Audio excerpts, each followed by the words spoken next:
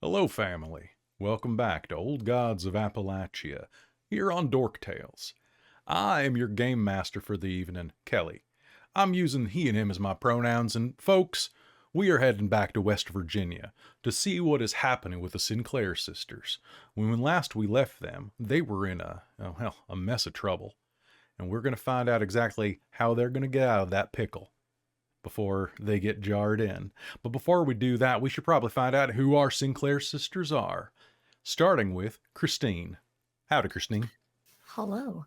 I'm Christine. I use she, her pronouns, and tonight I'm playing Flora Sinclair, our stout protector type, who gets a little rough and rowdy. Fantastic. Looking forward to seeing what Flora does with the guns in the back of her truck today. Next to you, we have the one and only Jen. Hey, I'm Jen. I use she, her pronouns, and I am playing Lily-Ruth Sinclair, the curious explorer, the teacher, who likes to know the unknowable. That is fantastic. Now, I like to know things that are just up the road, and just up the road would take us to Kelle. Well, that's right. I do live just up the road. And hello, it's Kelle from up the road, as said. I use she, her pronouns, and I am very glad to be back here as Essie Sinclair, the de facto matriarch of the Sinclair family, as it were. And I've just found a big old hole in the cellar. You did. And a great new friend. Well, and one of our great new friends joining us today is Charlie. Hey, Charlie, how you doing? Hi, I'm good. Hi, I'm Charlie. I use they, them, and she, her pronouns. And today I'm playing Louisa Sinclair, who is a loyal speaker who cannot escape the darkness, so she thinks. So she thinks. We're going to find out if you can escape that darkness today. But before we do, I got to do a couple of quick shout outs. First of all, this game is Old Gods of Appalachia, which is, of course, based on the podcast of the same name. You can check it out from Monty Cook Games right now if you want to get your own copy. Look at this cover. It is gorgeous. We are not sponsored by them, but damn, that is a good one. In fact, I sponsored them. I kickstarted this. You should go over, check that out, and you should definitely check out the Old Gods of Appalachia podcast. It has been an honor to be running in their world, just for some fun, and thank you to everybody who has listened and liked and commented on our videos. A quick note, though, when this goes to podcast, this is in no way trying to steal the thunder of Old Gods of Appalachia. Y'all got the podcast first. We're just here having some fun. So thank you so much for letting us play around in your world. Although if you ever need some extra voices for your show, y'all reach out. We're all family. And secondly, I got to do a quick thank you to all of our fans over at patreon.com/dorktales who allow us to keep this stream going. This is originally a Dork Tales exclusive over on our Patreon, and I have allowed it to go out to our YouTube a bit in advance because I just want to share this game so much. But you can get a ton of additional games over at our Patreon. We're talking about old World of Darkness games. We're talking about a lot of Dungeons and Dragons games, because I hear you like dragons, I hear you like dungeons, and that is a place to get both of them in several different doses, and even more like an Aliens game. Yeah, that's right, like the James Cameron one, not like the gray-headed ones. So definitely check out Patreon. For little as $5 a month, you can get tons of additional content, and it's all good, family. It's all a lot of fun, and it helps keep the lights on around here.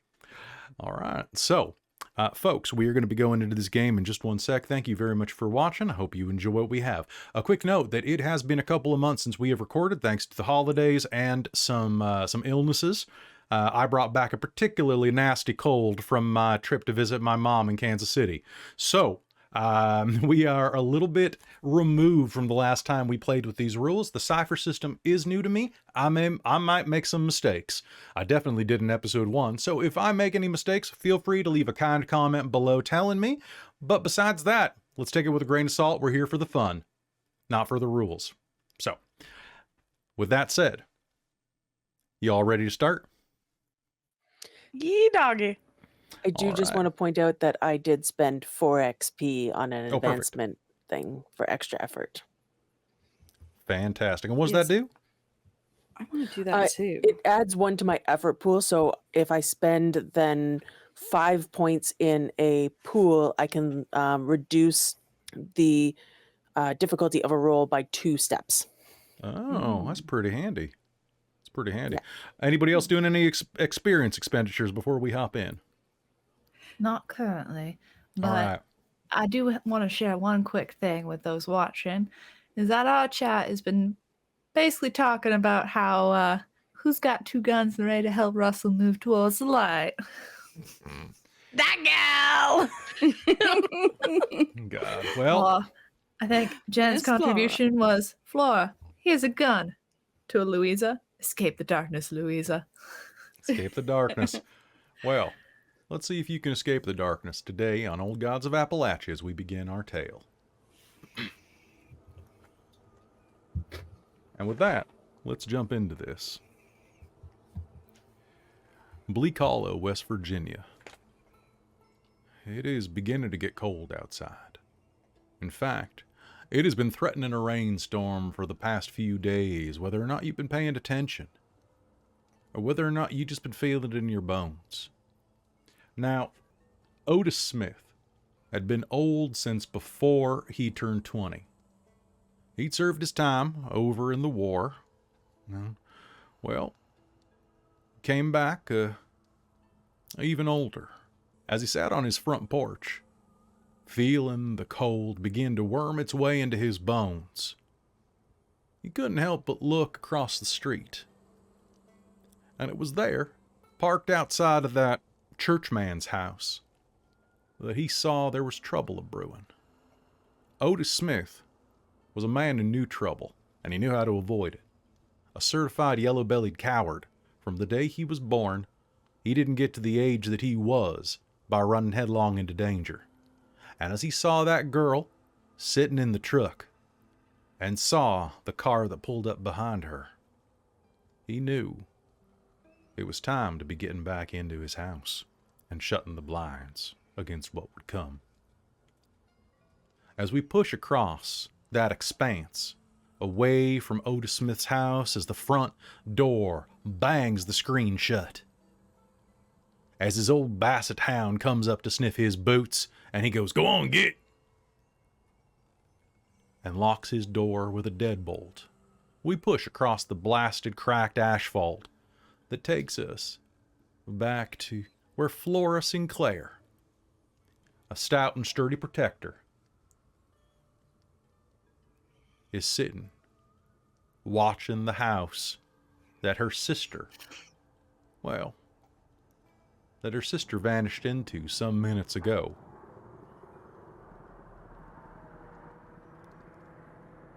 Flora, what are you doing?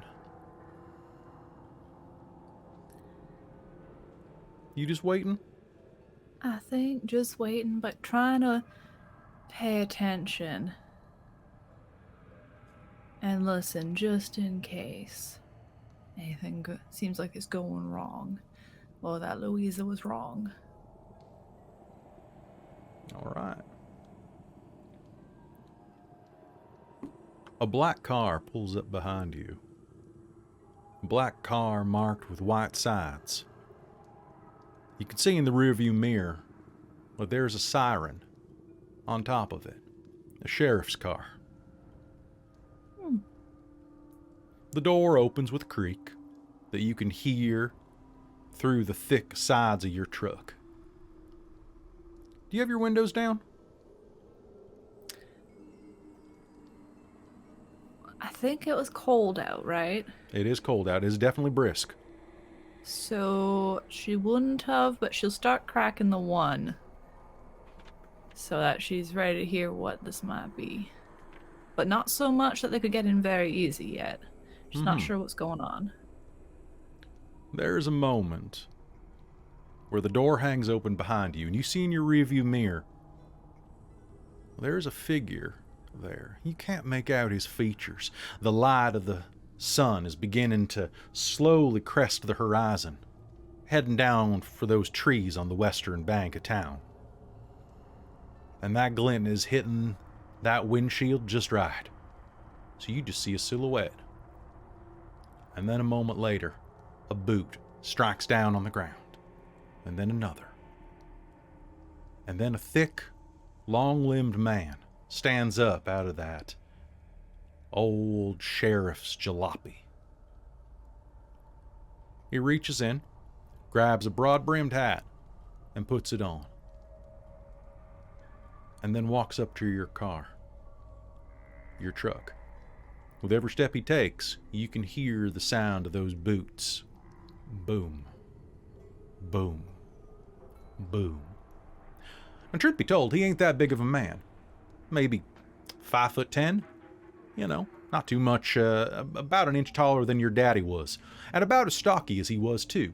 Thick through the middle, thick through the chest. Looks like the type of guy who could probably do a few push-ups, maybe some sit-ups, maybe even throw a medicine ball around or two. Thick, like the type who might be able to work in the mine for a day or two before calling in sick and never coming back. But as he walks up, you're going to recognize him. Distantly. He was going into the school just shortly before you were, and, well, he left shortly before you really made any progress in it. A couple years older than you. A man named Clinton Mays. Now, Clinton Mays, he is, we'll say he's 2 houses down from a handsome face. Almost makes it. He's got dimples and a fairly doughy.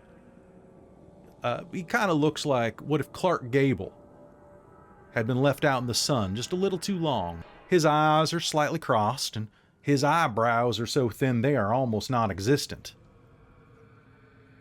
And as he strides to the side of your car, you also remember Clinton Mays was known to be something of a bully back in the day.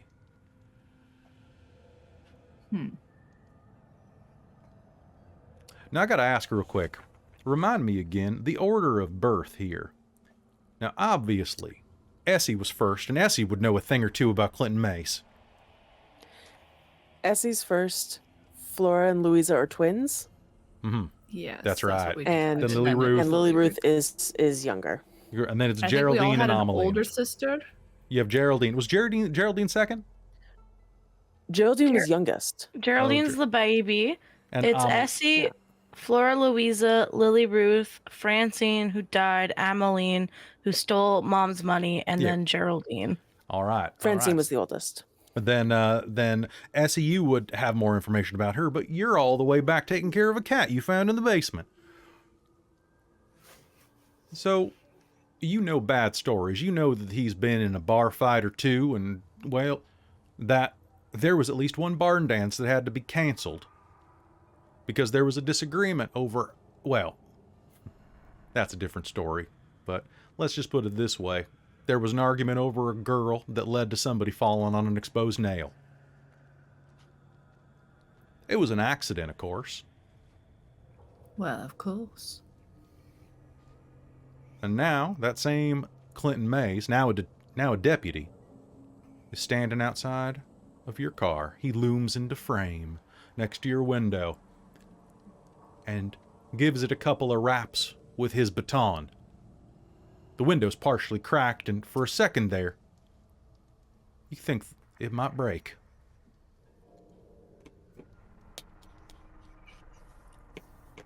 Evening.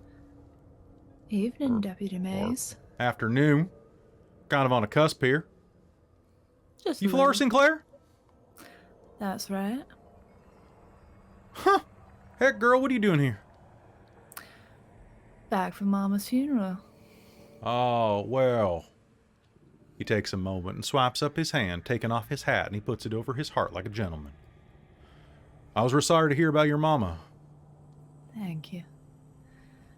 You all It holding up was well? Rough. We're all managing, yes. That's fair. You managed to get out of town, did you? Off a ways here. Yeah, I heard you were working with the railroads. Just a little bit. Basically, everywhere needs a cook. I remember you used to do stuff for bake sales back in the day, didn't you? You made lemon squares. Far too often. And I remember once you made a pineapple upside down cake, didn't you? That's right, when the store had the cans in. Yeah, that was pretty rare, but that was a good cake. You did a good job. No Thank wonder you. you're a cook. You married? Not yet. You should cook some more of that pineapple upside down cake. I'd be halfway to proposing to you if I knew I was going to get more of that. If the Piggly Wiggly could keep pineapples in, whew, let's just say I put a pineapple ring on it. Well, I suppose it would have been me putting the ring on it at that point if I was making I the guess cake. so. Look, the paint's faded here, but you're pretty much parked inside of, in front of a hydrant. So you got to watch out that, all right? I was just waiting for Louisa. Oh, your sister, the one that married the preacher. Yeah, she's a That's right. good one. I can move. There's You know village what? over there. Hey, you know what? You're going to be moving soon enough anyway. You might as well enjoy town while you can. Thank you. Of course, of course. Is it gonna, I guess it's gonna be pretty nice for you getting back to it with a bit more money in your pocket, huh? Yeah, not too bad. I'll probably leave most of it with my sisters to Really? upkeep the house. I'm sorry, I what? make well enough. No, I mean from the sale of the house. Y'all are selling, right? Weren't planning to, no. Well, that's a dumb move. Y'all can't keep that place up without a man. Well, I mean, maybe Essie has her eye on someone. Essie.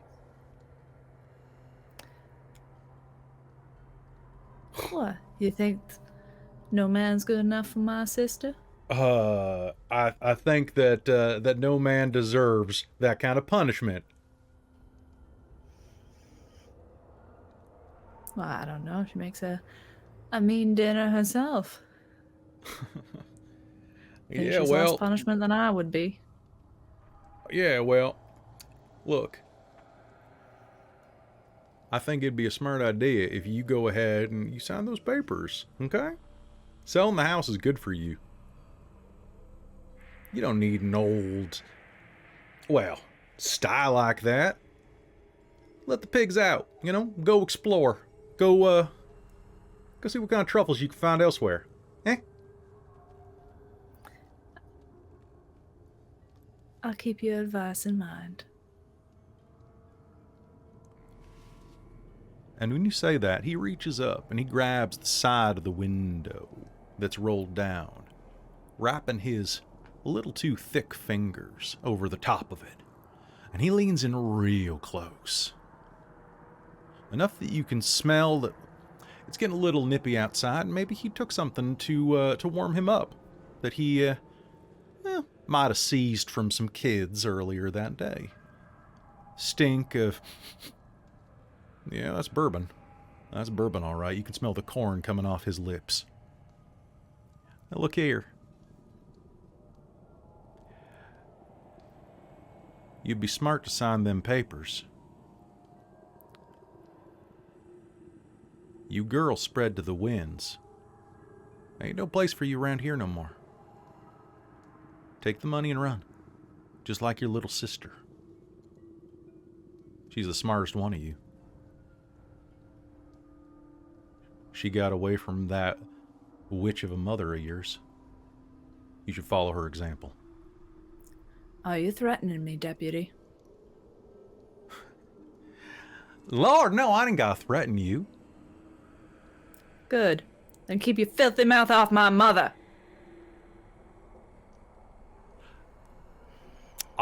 You know what? I'll offer you an XP if you roll his fingers up in the window.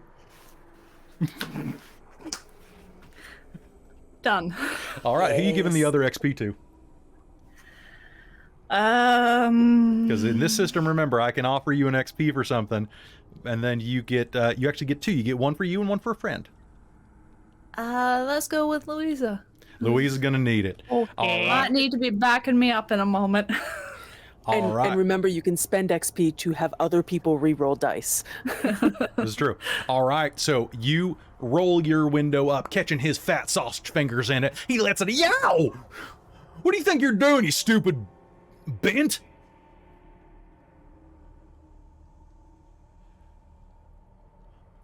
And at this point, He glares at you through the window and he says, "Bent."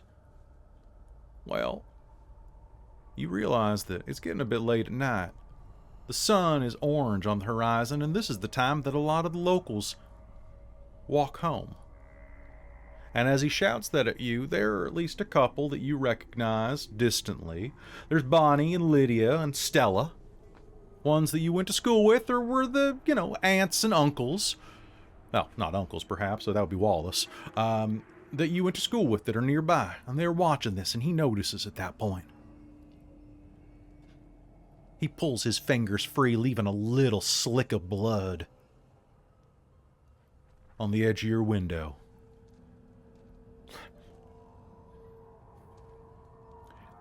And I'd like you to do me a favor. What you're going to do is you are going to make a roll to see if you can intimidate him. All right. Remind me how I do Absolutely. this. We're going to do this. So, do you have any skill that could be used to do this? All right. Under skills, I have railroading, breaking inanimate objects, and might defense tasks. All right, so none of those are going to be good.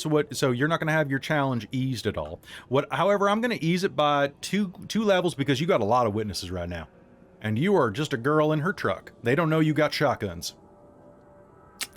So what I'm going to ask for you is we're going to do a standard roll. So you are going to be at difficulty 2, which means target number a 6 on a d20. All right. So. You're going to roll a d20. Uh-huh. And you add nothing to it. Mm-hmm. And you are trying to get a 6 or higher. 6 or better? 6 or better. All right. I can do that. You better. That's a 16. A 16? Well, that's damn better. All right, so he looks at you, looks around at the people who were staring at him.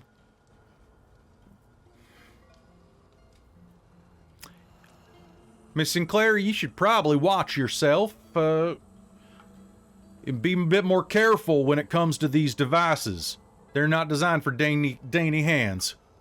Sometimes they go a little further than you intend. Y'all have a nice night now, you hear? You as well, Deputy. Oh, and let me know if you need any help getting your stuff out of that house when you sell it, all right? You take care. And he turns As and before, walks. I'll keep your advice in mind. You do that, he says, giving the back bumper of your car a couple of taps on the way out. And as he does that,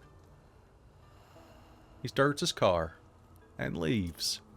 And as you watch his taillights go around the corner,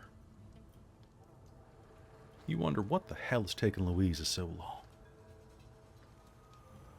Which is where we're going to cut to right now. Inside Louisa, you are there with Russell, and standing next to Russell is a man you never expected to be inside of your house. One Mr. Horn.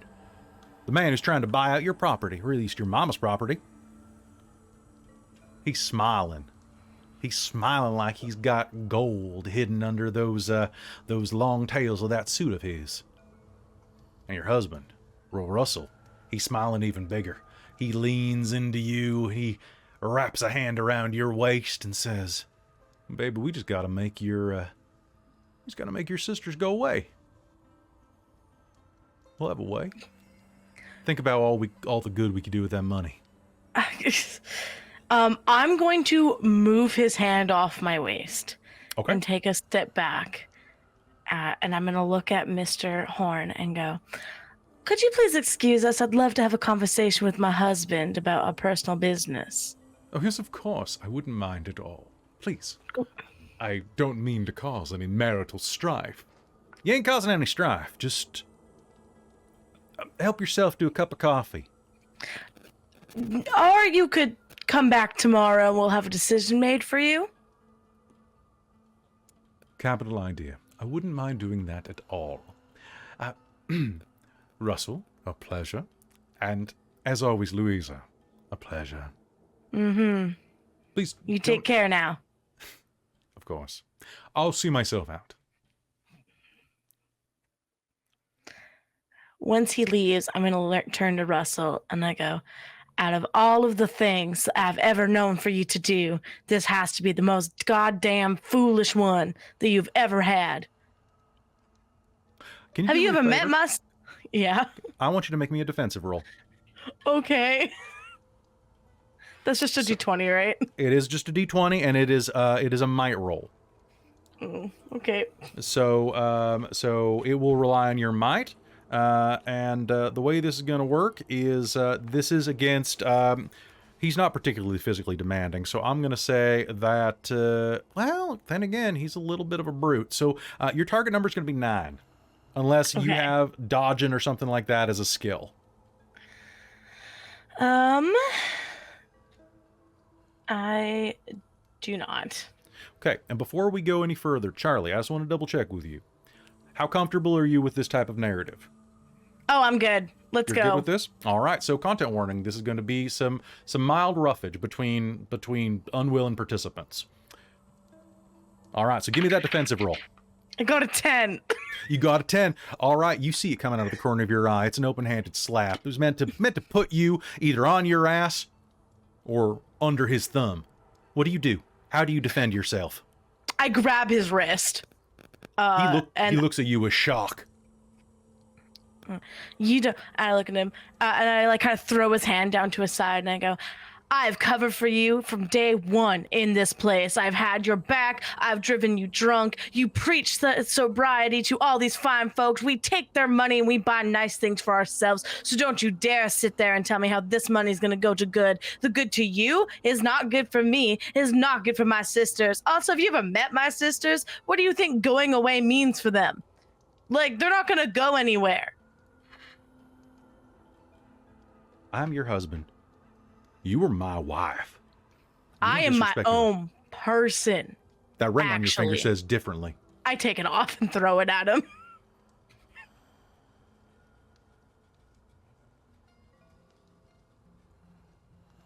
You put that on right now, or there's going to be a world of hurt coming your way. What more hurt can you give me, Russell? What more hurt can you do? Making me lie, making me isolate from my family, making me not even go to my mama's funeral? You made me sit Your name's there on the tax with you. records. Oh, no. Yeah, it Great. is. And if we don't give money, they're coming for us, and they're going to send us both up the river. You want to go to Leavenworth? You want to go to a pen? Don't you laugh at me.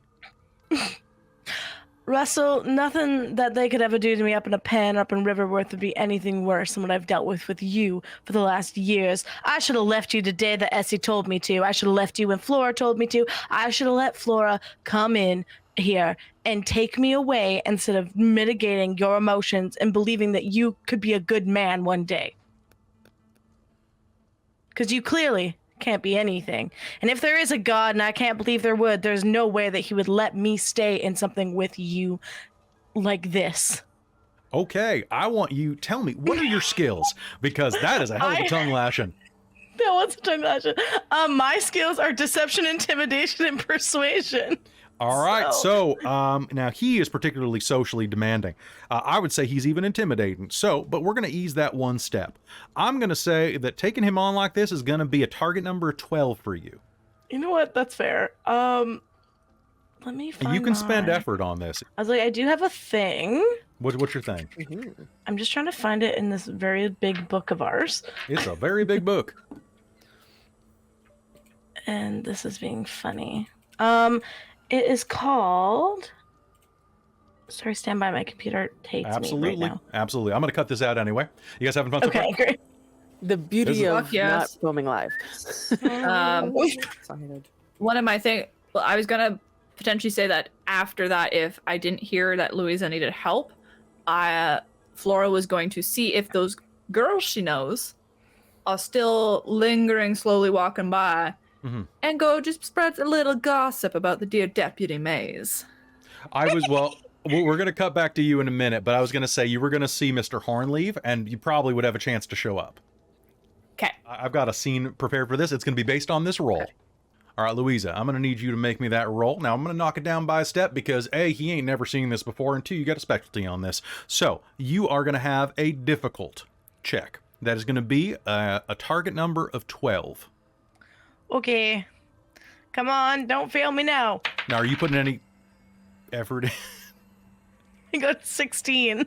You got 16. All right. He is going to take a step back, shocked at your gall.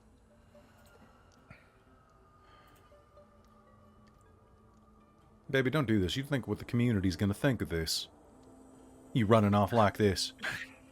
I've been a Sinclair sister my entire life. I don't really give a damn what they think. They've never thought kindly about us. They were I didn't starting to get think where- kindly of you now that you were getting fixed. Fixed? You fixing me? What a laugh. I made you a God-fearing woman. I'm going to pick up my, like, I assume I had, I'm going to pick up my stuff that I brought in with me. Yeah. And I'm going to go, Russell, I ain't never coming back. I never gonna coming do with- back. You love me. I thought I did. I thought that this is what I wanted. I thought that a man would make things feel better. I thought that I would be protected and loved and supported, but all I've ever done is protect and love and support you, and all you have ever done is raise your hand and tell me how I'm not good enough. And I'm done. I'm sick of it. I'm out. You ain't good enough. No other man's gonna treat you the way that I did. I don't need a man to treat me the way I did. I got 3 sisters behind me that all they'd ever tell me is how I'm too good to put up with you. And that's all I need. And as you say that, we're going to cut outside. And Flora, where you're sitting outside, you watch that car go away and you wonder what has taken so long indoors. And then you see that front door open. And as you see that front door open, you are going to see one Mr. Horn step out, dressed in those long charcoals. He walks down that little stoop and that little sidewalk that leads up to the big sidewalk that connects to the rest of the houses in the neighborhood. And he turns. And with those dark eyes, he looks over at you, and damned if he isn't handsome, especially compared to that man you were looking at just a second ago. He turns and he tips his hat to you and gives you a little smile around his mustache. And then turns and walks down the street where you see there is a fancy black car. Has a gentleman waiting in the front who gets out, wears gloves, and, well, looks like a kept man for sure. Opens the back and lets Mr. Horn in, and within a few seconds they drive off. And that's when you start hearing the yelling coming from inside of that house. First it's a low raised voice, and then the shriek of a woman. Raised in anger, not fear. A couple of the women folk who are walking by give that house a look and then a bit of a berth. As if they'd heard this before. What do you do? Flora's gonna grab a bag. Okay. Who's in that bag again? What's her name? Oh, that's a good. The name of question. your friend? Petunia is one of them. Petunia. Remind me which one was which. Petunia sounds like it's definitely got a little bit of a shoot on it because of Petunia. No, Rosie is my short range. All right. I Rosie's think my Rosie's best probably gal. Rosie's likes probably what to- you have in your bag. Petunia's the one that I take out for the hunting trips from the long distance. Rosie's in the bag. She's also a bit of a shorter gal and is a little more portable. All right. So, do you grab your bag and head out there? See what the trouble is. Yeah. All right. And ideally, I'd like to get there at the point where Louisa's saying about how her sisters always tell her that she could do better than this lousy ass man. All right. So you were striding up to the doors. You were hearing that I've got 3 sisters behind me. And as you stride up to that door, Louisa, you pushed him to his breaking point. Russell's going to reach down, and with one hand, he's going to undo his belt and pull it out. It slides out from the rungs of his pants like a snake shedding its skin.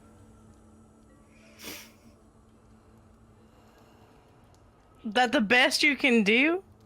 No I'm one's not gonna- scared. I'm not scared of you anymore, Russell. I'm not scared about what you can do to me or what anyone else is going to think about me. I don't care anymore. You can beat me black and blue, but I'm still going to crawl my way back home and be mended by my loving family. Let's see how you crawl on broken legs, bitch. And At as that he's point, I think, is when Flora slides in the door, one hand pulling the shotgun out of her bag at the same point and going, like hell you are. he drops the belt from his hand like a dead snake. It sits on the ground. He raises his hands up to the sky, his thumbs nearly broken in his ears. Now, Flora, this is just a bit of marital strife. No need to get involved here. There can't be marital strife if you don't have a wife no more, Russell. Goddamn, finally. Louisa, go grab your shit. Yes, ma'am. Now, Flora, you don't want to Don't get in you trouble. dare touch my twin. I put up with you this long because she liked you. All right. Look, this is just a misunderstanding. Ain't no trouble here. Won't be no trouble. You sit your ass down, you wait. I'm taking Louisa with me. Or I can shoot you. That thing even loaded? You want to find out? He looks at you for a long minute. I work on the railroad, boy. I know how to handle a man. Now sit your ass down. You women are crazy. I've had too long of a day for this. I think I'm going to sit down and rest my legs. Sounds like a great idea. And remember that about Sinclair sisters. We're all fucking crazy. He's going to Okay. slowly lower himself down into a chair. He's going to watch you the whole time. And you see a couple times. He darts his eyes down, thinking he's weighing his options. Think about Russell. He's got a quick mouth, but that's about the only thing on him that's particularly agile. We'll say. I don't want to say he ain't Flora's quick gonna because that's not keep my an place eye to on know. him. She's not gonna let herself get distracted, and she's gonna keep it level on him. He's going to keep a look at She you. doesn't and- want to have to shoot him because that's gonna lead to trouble for her. Yeah. Well, But- he's decided that he probably ain't quick enough at this range. Meanwhile, Louisa, what are you grabbing? So in my character sheet, I have 2 expensive items and 2 moderately priced items, and 4 inexpensive items. But I Okay. think one of my expensive items was like a warm coat. My character Yep, a sheet fur- got really. You have a fur coat? I have a fur coat. So I You take do? my fur coat and I have a camera, and I take both of them to sell because that should make up a big chunk of our down payment. Sounds good. And then as I take my stuff, I look at him, I look at Russ, and I go, I never want a goddamn thing from you again. You come up my stoop, and Flora will have the other one out for you. Whatever you say, darling. Oh well, he don't need to hit the stoop for that one. I can hit him from the end of the drive. Now, I got to ask real quick, as you're grabbing your last things, Louisa, would you... so while you're back there looking around, do you want to see if there's anything else you got back there in your bedroom or in Russell's office?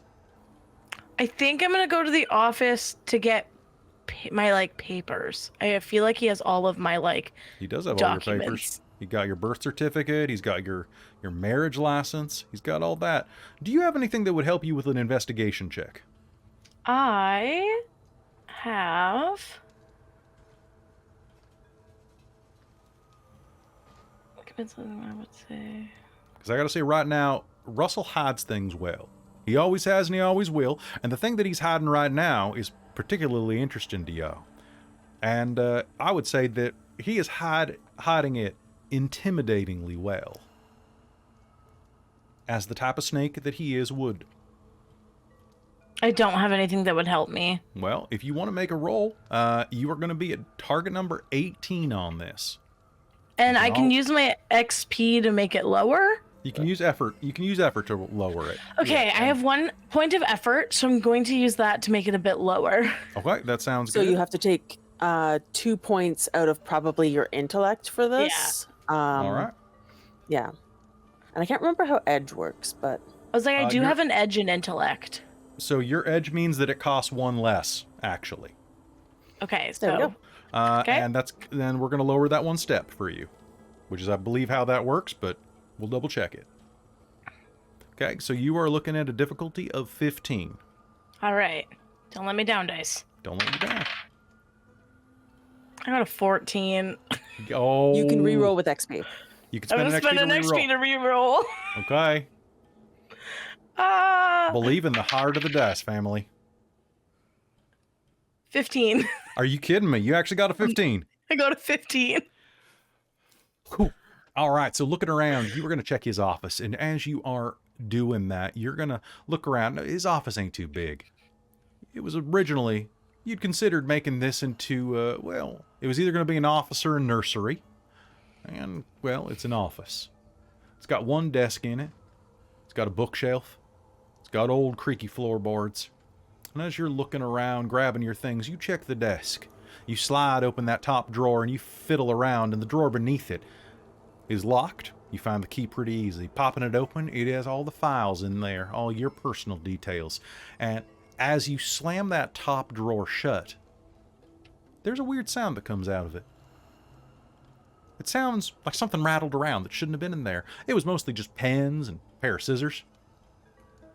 But it made this kind of clunk noise. You open it up and feeling around in it, you realize that, well, the top drawer of this, well, it takes up about 8 inches of space, but it's only about 4 inches deep. You thought it was just a little bit of overhang, maybe a lip on the drawer itself, but a quick tap. There's a holler at the bottom of it. You fiddle around for a minute, and using the edge of those scissors, you pry up a little bit of wood. There's an entire thing underneath it, full of jewelry. You find that there's a pearl necklace with a gorgeous cameo in it. You recognize this immediately as Cecilia Johnson's cameo. Cecilia Johnson is an old widow who passed away a couple months ago. She was supposed to be buried with this. Well, looks like it didn't make it into the casket after last rites. Along there are a couple of other rings, big ones with sapphire stones. Other ones, gold bands. And there, a pair of gorgeous cufflinks made of silver, shaped like a pair of hunting dogs. What do you do? Now all these people are dead. So, just to clarify, is this like he's like grave robbing, or like Well, he's He's stealing from them at the end of visitation, from the sound of it. Okay. So he's doing last rites. They're shutting the casket, and, well, what goes in there, well, it don't go with them to the great beyond. In fact, I'm I think you going might to- even find a couple of things in there that you might not want to see. Like a couple of silver and gold fillings. Teeth still attached. Ew. I'm going to, is there like in a box, I assume? They are not. They are just loose underneath this drawer, but you got big pockets. I'm gonna take the jewelry I'm gonna separate them. The jewelry that I know belongs to people that I like know, like the woman, I'm gonna put them in a separate pocket to like return them to their family, but like the other jewelry that I'm like, I have no idea who these are, I'm gonna pocket for myself. I'm gonna leave the teeth. He can have his gross teeth. Okay. All right. And I'm gonna leave and then be like, let's go, Flora. All right. Heading back out, you see that Flora's got him trained down the sights, well, the iron sights of her gun. All right. You ready? Yeah, I got all my papers. Good. She'll motion with her head for you to go out the door first. I walk out the door, and I do not look back. And Flora's not going to turn. She'll just kind of back out the door, sliding the shotgun back into her bag before it gets visible from the street, and then close the door and out. You're gonna miss me. You're gonna come back. Never did like you or your sisters. You'll hear through the door the yowl of a tragic, worthless man. And as you step outside, we're going to cut across town to the schoolhouse. Now, it's the end of the day, Lily-Ruth, and you have done your due diligence. You have taken a little while longer cleaning up and getting everything ready, and, well, hell, tomorrow is going to be a rough day. You got arithmetic, you got spelling, and you got geography happening. Whew, you're just lucky you ain't got to teach these kids Latin. Although that could be on the agenda if you wanted. It might actually help them, because there are a lot of folk who come through here who speak a bit of Spanish. Can't make it any harder. And as you're packing up for the night, you cleaned your boards, you done your due diligence, and you're locking up outside. A car's gonna pull up. Well, a truck, I should say. A very familiar one. One that, has given you a ride a couple of times over the past couple of days. And as it pulls up, you're going to see that it is the car of one Emmett Kilpatrick. The truck of one Emmett Kilpatrick. His door is going to creak as it opens, and he's going to look out at you and... Miss Lily-Ruth? How's your bike holding up? It's fine. What are you doing here? I wanted to check on the bike since I repaired it. Look, I'm heading by your house, and you were on my way. I was hoping... do you mind if I give you a lift? I got something I need to talk to you about. You'd be doing me a favor. Sure. Can you grab the bike and put it up? Yes, I can. He goes and grabs it and puts it in the back of his truck. And as you're heading up toward it, he's going to quickly shuffle back, grab the door, give it a whack so that the lock releases, because it's tricky, that old thing. And he's going to hold the door open for you. Sorry. Thank you. And thanks for being accommodating. I will. I appreciate you taking the time. I hope I'm not... I'll try to get you home faster than you normally would have gotten.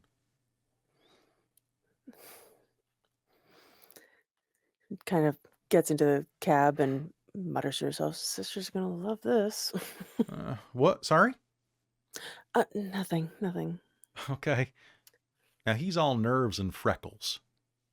As he slides the door shut, slams it, being careful, keeping a peer down to make sure he doesn't pinch your ankles as it shuts. He's going to rush around to the other side of the car, hop in, and, well, the engine's still running. It's rattling something fierce underneath there, and you can tell he's going to need to give this thing a tune-up soon enough. But hey, he's still greasy and black from working in the mines today. He pulls the truck into gear, and you ramble off down the road. She's gonna sit there a little awkwardly and kind of clasp her hands in her lap and just wait for him to start talking. You get about a third of the way home before he realizes how quiet he's being. Goes, So, I wanted to apologize, for my sister. Miriam's trying to play matchmaker, and I think that it's, she just wants what's best for me, but I wanted to apologize in person for it. I never meant to do anything to make you uncomfortable. You didn't. That's good. My sisters are doing the same thing. Yeah, they want to hook us up, huh? I think you're phenomenal, but honestly, I ain't the bookish type. I think I'd bore you. I wouldn't say that necessarily, but I've got a lot to focus on with the Absolutely. school or anything. Anyway, I mean, I've known you most of my life, Lily-Ruth, and I think that, can I trust you with something? yeah, you can trust me. I mean, seriously. Hand to God. I won't even tell my sisters. Unless you want me to. No, unless, guess.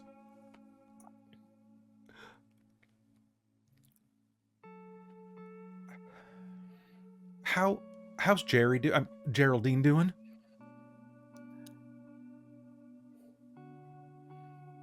I don't know. Oh.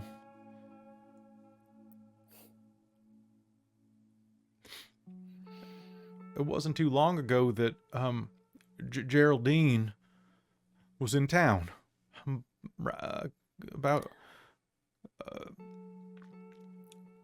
Geraldine left about a year ago, and, we were best friends back when she used to go by Jerry. We'd do everything together. We'd go swimming, we'd go hunting. Heck, Jerry, I mean, I even named my dog a name that I guess she suggested. We thought she'd come back from Mama's funeral. I was hoping so. Look, you can't tell anybody this, but before she left,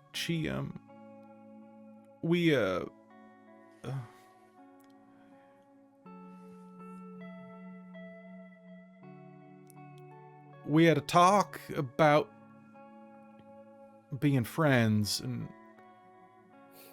I don't know, the whole thing was just real weird. I don't know how to deal with it. I ain't never met a friend before who turned into someone else. And then Geraldine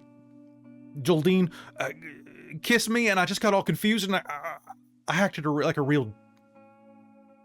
jerk. And then Geraldine ran off, and I would have sent a letter, but I didn't know where.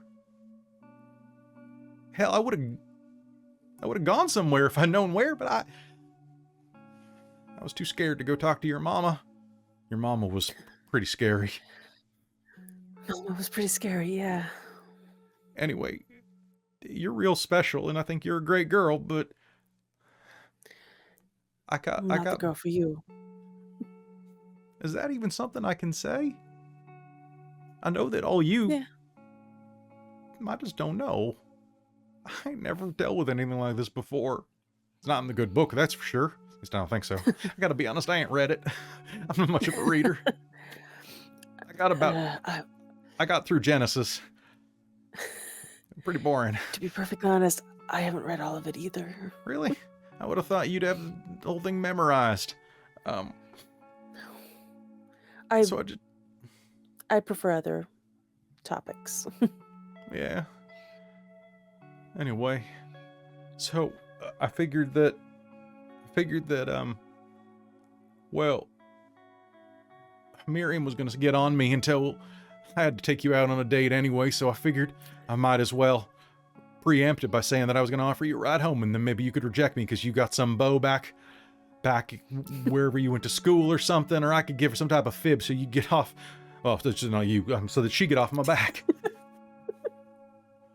But I was also hoping if you knew anything about Geraldine, you could maybe pass on a letter, or at least... I got confused, and I'm sorry. I don't care what name they go by. They're still my best friend. Yeah. And maybe... I don't know. It was a good kiss. Probably the best one I ever had. I mean, not that I had very many. you know, a couple at a barn dance, and once with Louisa, but How did that go? we were like 10, and it was on a dare, and she brushed her mouth out with a stick. It was pretty humiliating. I think it was a mint stick, mint twig. I don't know. My breath ain't that bad.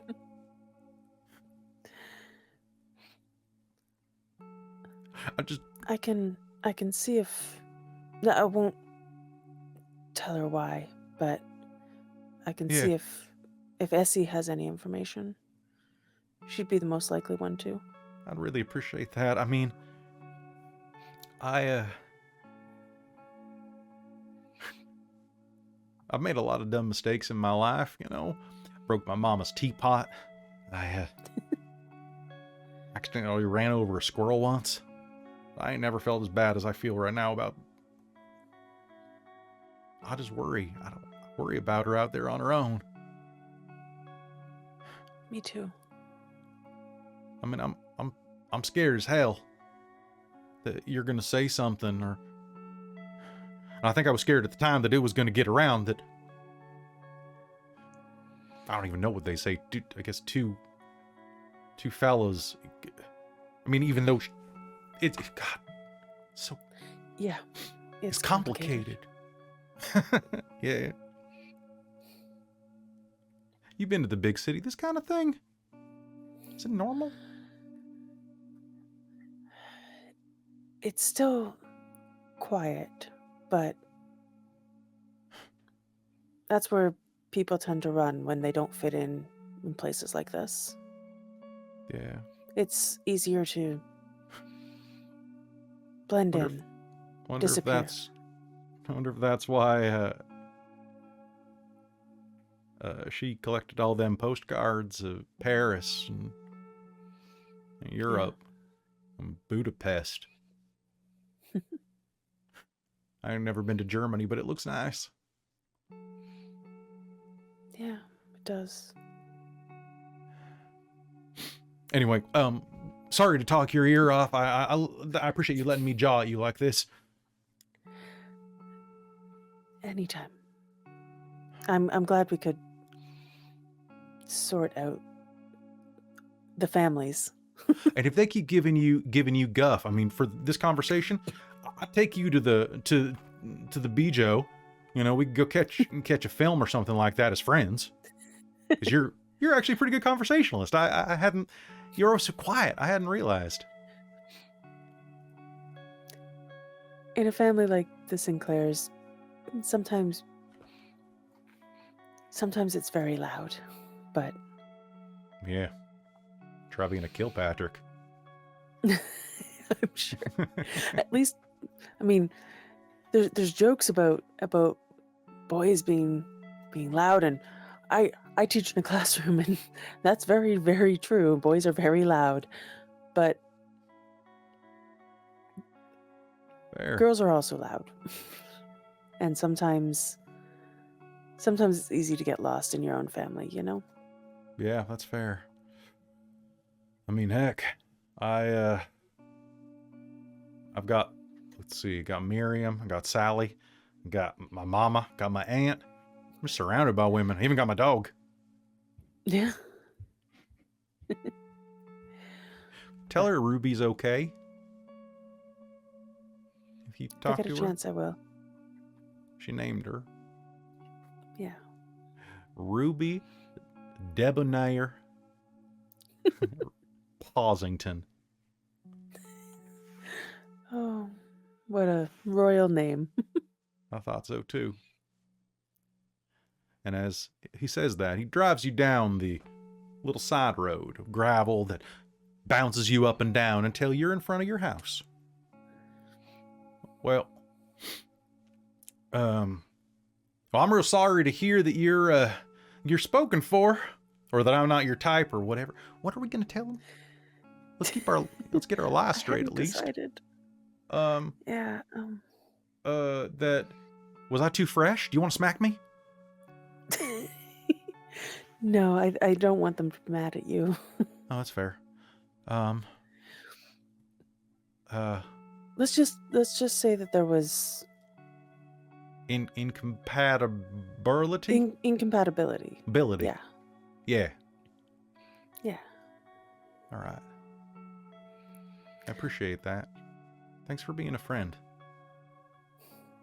She's gonna lean over and give him a little just chaste kiss on the cheek, even though it's she'll like wipe a spot so it's less smudgy with coal. Oh, he's very and just- dirty. He's very dirty, but you're gonna get that, and a little bit of taste of coal dust and whatever aftershave, the aqua velva that he probably uses in the morning, still lingers a bit on his cheek. Stings your lips a tiny bit as you bring it back in.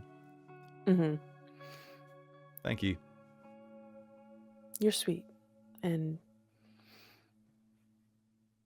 I'll see what I can find out for you. Appreciate you. Thank you. I'm glad your bike's holding up. Thank you for the repairs. It's doing Oh real yeah, well. anytime, especially with the roads like these.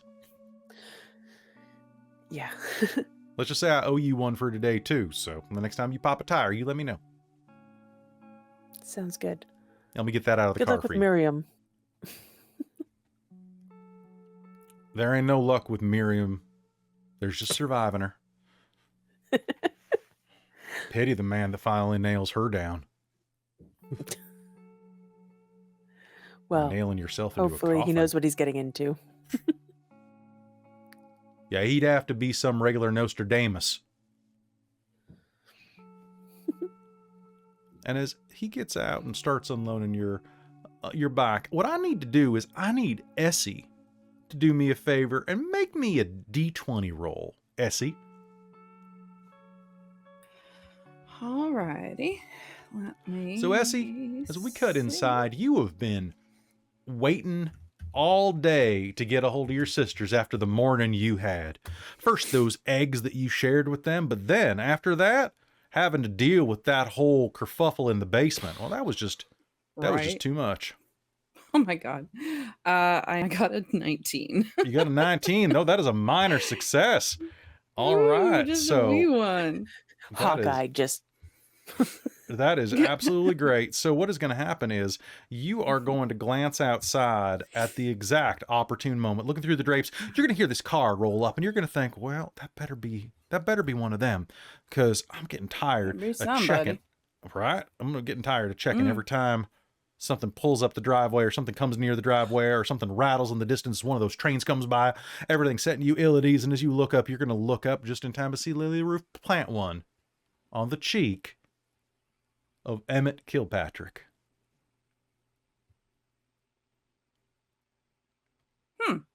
And blushing something fierce, he's going to get out of his car, looking like they had an emotional talk of some kind. I mean, you see that he wipes at his face, almost like he'd been crying. Hell, maybe he had.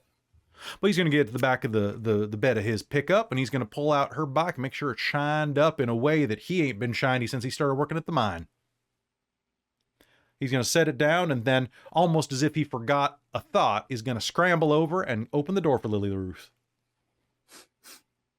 Is the cat beside me looking out as well? The cat is beside you, yeah. Now, the cat was a bit injured before, so you got it bandaged up pretty well. And, hell, maybe, do you think you would have dosed this thing up with anything to keep it a little sedate? Just not really sedate, but just some keep 'em catnip? comfortable. Catnip? Not just enough to keep him comfortable. A little, maybe a little comfrey. Probably a little bit of what's the one? Oh, sorry, I'm actually blanking on it, but there is. But no, I'll say comfrey and probably a little bit of elm. A little bit of elm. Just to kind of calm him down and keep him a bit. Yep. All right. So the cat's kind of next to you where you've been standing and looking out the window whenever something comes near or rattles it. What do you do? Well, Mr. Thaddeus. Well, Oh, you like that name? That suit you? well. It's not so bad. It's not so bad. Oh. Did Essie suspect anything with Geraldine and Emmett? Probably not. Geraldine kept pretty close to the chest. Yeah, Geraldine had enough trouble that they probably had to Had a lot to worry about, being that this is what, 1930? Yeah, 1931? 31. We're at 31? 31. Yeah, there's a bit going on there. Mm. Okay. But you know that they were best friends. Yeah. They did everything before Geraldine decided to live the correct lifestyle for them. And also update fashion a bit. Yeah. Then again, Geraldine was always fashion forward even when they weren't Geraldine. Which is hard to do in a town like Bleak Holler. Yes, Jerry made waves, not just in her hair. Mm-hmm. All right. So you're going to see that, and then the roar of a motor. And then Emmett Kilpatrick's going to head off. What do? Do you meet your sister outside, or do you wait for her to come inside? I'll wait for her to come inside, because I'm not sure what to think about what happened. All right. She'll just file it away, keep it to herself. The front door No use opens. jumping on anybody tonight. Lily-Ruth, you coming in the front door? Yeah, I'll park my bike and kind of wipe some of the coal off my face, because I'm sure that there's some. It finds a way. It finds a way. And yeah, just go inside, trying to All right. act normal. You step into the house, and the first thing you notice, you're not alone. Essie's waiting in the front room. And she ain't alone. Next to her, do you remember what does Mr. Thaddeus look like? Please describe this cat again. He is a big gray tabby tomcat. He's got a big white bib. He's got the white socks. Quite distinguished for a silver gentleman. And one of his legs is bandaged up pretty well, as if it maybe not broken, but well, if it was broke, it'd look about the same. He's missing a patch of one of his ears, and his tail has seen better days. Well, you get a cat? Well, we have one now. This is I think he's going to be called Mr. Thaddeus. He seems to like that name. Yeah, you don't mind? All right. Well, if you didn't like it, we could change it. You just tell me what. The cat is going to roll over and give you a glance at his belly. Oh. Well, doesn't seem like you've been missing too many meals at all. That's all right. Make sure you're kept Is well. he okay? Oh, he will be. Seems we've had a bit of an infestation in the cellar. Oh no, rats! Get in again. Oh yeah. Oh yes. Not rats, plural, but it was definitely a very big rat. Not even sure how to explain this one. It's do you remember the well down in the cellar that's been boarded over? No. Yeah, I think Mama tried to dissuade me from investigating down there at one point. Oh, Just I dangerous for a child. It's right dangerous for anybody, I'll tell you. I was gonna wait until Flora and Louisa got back, but we're gonna have to make some repairs down there. There's some evil in it, and I'm not sure where it's coming from. But Mr. Thaddeus here sure earned his own weight in canned tuna fish. Helped me fend off whatever that demon monster was. She's a little rattled still. Lily-Ruth, you've seen your sister rattled before. Well, this is definitely one of them times. Now, Essie normally puts on a pretty strong face, even when your mama died. She was the one who was trying to organize everything, and she definitely has had kind of her bossy streak come out recently. It's one of them traits you get when you're the firstborn. You learn everything first so you know it best. Including how to organize and how to, well, take your mama's place when she done departed. But right now, looking at your sister, you see that she looks more unsure. A little more rattled than you. Well, the facade. It's done cracked like cheap drywall from the Piggly Wiggly. Lily-Ruth will cross the room kind of slowly. She's not rushing over there to make a big scene of it or anything. But she's going to do the kind of, like, slide her arm around Essie's waist and, like, hitch herself in under Essie's, like, armpit as a, like, cuddle from a younger sister might do. Little side hug. Yeah, little side hug. All right. Whatever it is, we'll handle it. Well, I think we might have a little bit more than just worrying about catching up on the mortgage. There might be some other things we gotta look after. Well, we're family. We'll make it through, right?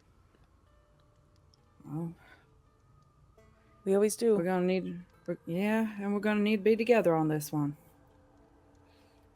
I don't think it's gonna be easy. Well, the two of you ain't gonna be alone long. It's getting on into evening about now. It's getting dark outside, as it should around, 5 or 6 around these parts. You reheat some food, maybe throw, no chicken, but, throw a little bit of something on the pot. Pull some stuff up from the garden that you hadn't gotten to it before today. Open up a can of beans or something like that, and soon enough there's some food that's almost done in the kitchen. It's about that time that another truck pulls into the driveway, and Essie, checking it as you have been all day, you are going to recognize very quickly it is, of course, the vehicle that used to belong to your mama. The one that Flora and Louisa had been taking all day. And Louisa... Thank the stars and constellations. Louisa's back. You had expected her to go back to her husband, back to that house, and to stay there. But she comes and struts out, carrying a bunch of stuff. In fact, so much stuff that it looks like Flora might have to help her with a little bit of it. I'm assuming there's some suitcases with some unmentionables and some other things, and probably some stuff that she took away from this house when she moved out. There's a couple of knickknacks and things that she never would have admitted to before now. Things that reminded her of Mama. Or things that your mama would have missed and she took because it pissed her off. And with that, she's moving back in. Look at this. Lily-Ruth, you're going to hear that from the kitchen. What do you do? I'll come over and start to help with things as the younger sister tends to do. Fair enough. All right, so getting out of the car, and getting out of the truck, and starting to load your stuff into the house. Do you say anything, or is it all silent?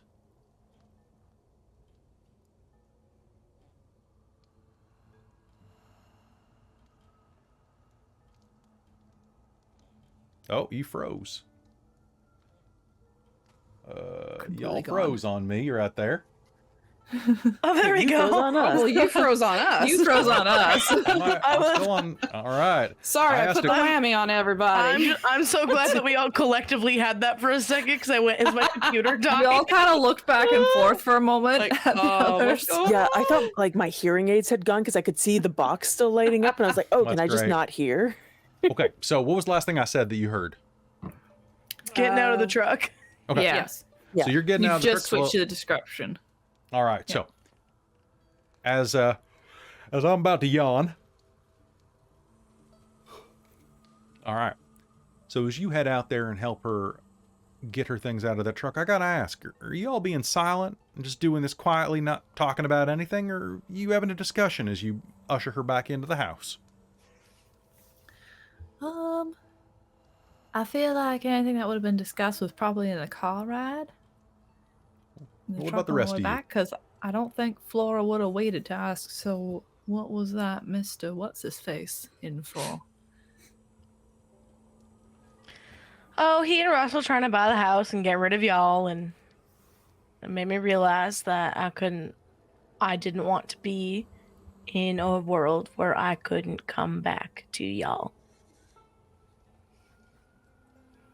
Well, for the sake of argument, we're going to say that this question comes up at the dinner table a few minutes later, and the same answer comes out of Louisa, sharing with the rest of you.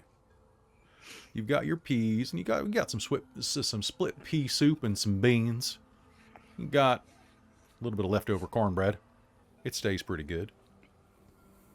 And you're all sitting around the table. A bit of canned ham mixed in for a little bit of protein. What are you all talking about? What are you all doing? So you mentioned that right there, Louisa. Flora's gonna start with, it's looking to be a goddamn conspiracy. Deputy Mays stopped me while you were inside talking with Russell. He tried to convince me that we should sell as well. They bought everybody. Whatever we've got under the house must be damn valuable. Somebody wants it.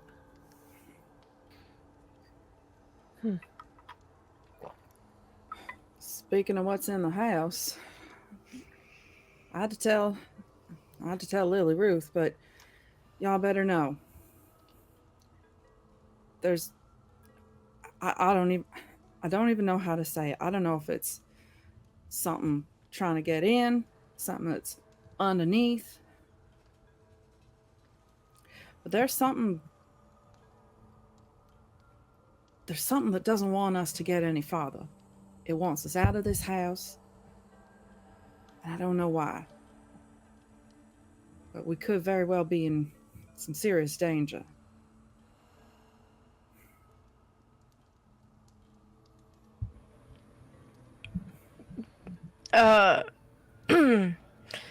As she's like quietly like eating her soup, she just goes, "We've always been in danger. It's never stopped us before, and it's not going to stop us now." Did anything like this happen when Mama was around? Not that you know of. Not that I know, but I think it's because Mama was just that much more powerful.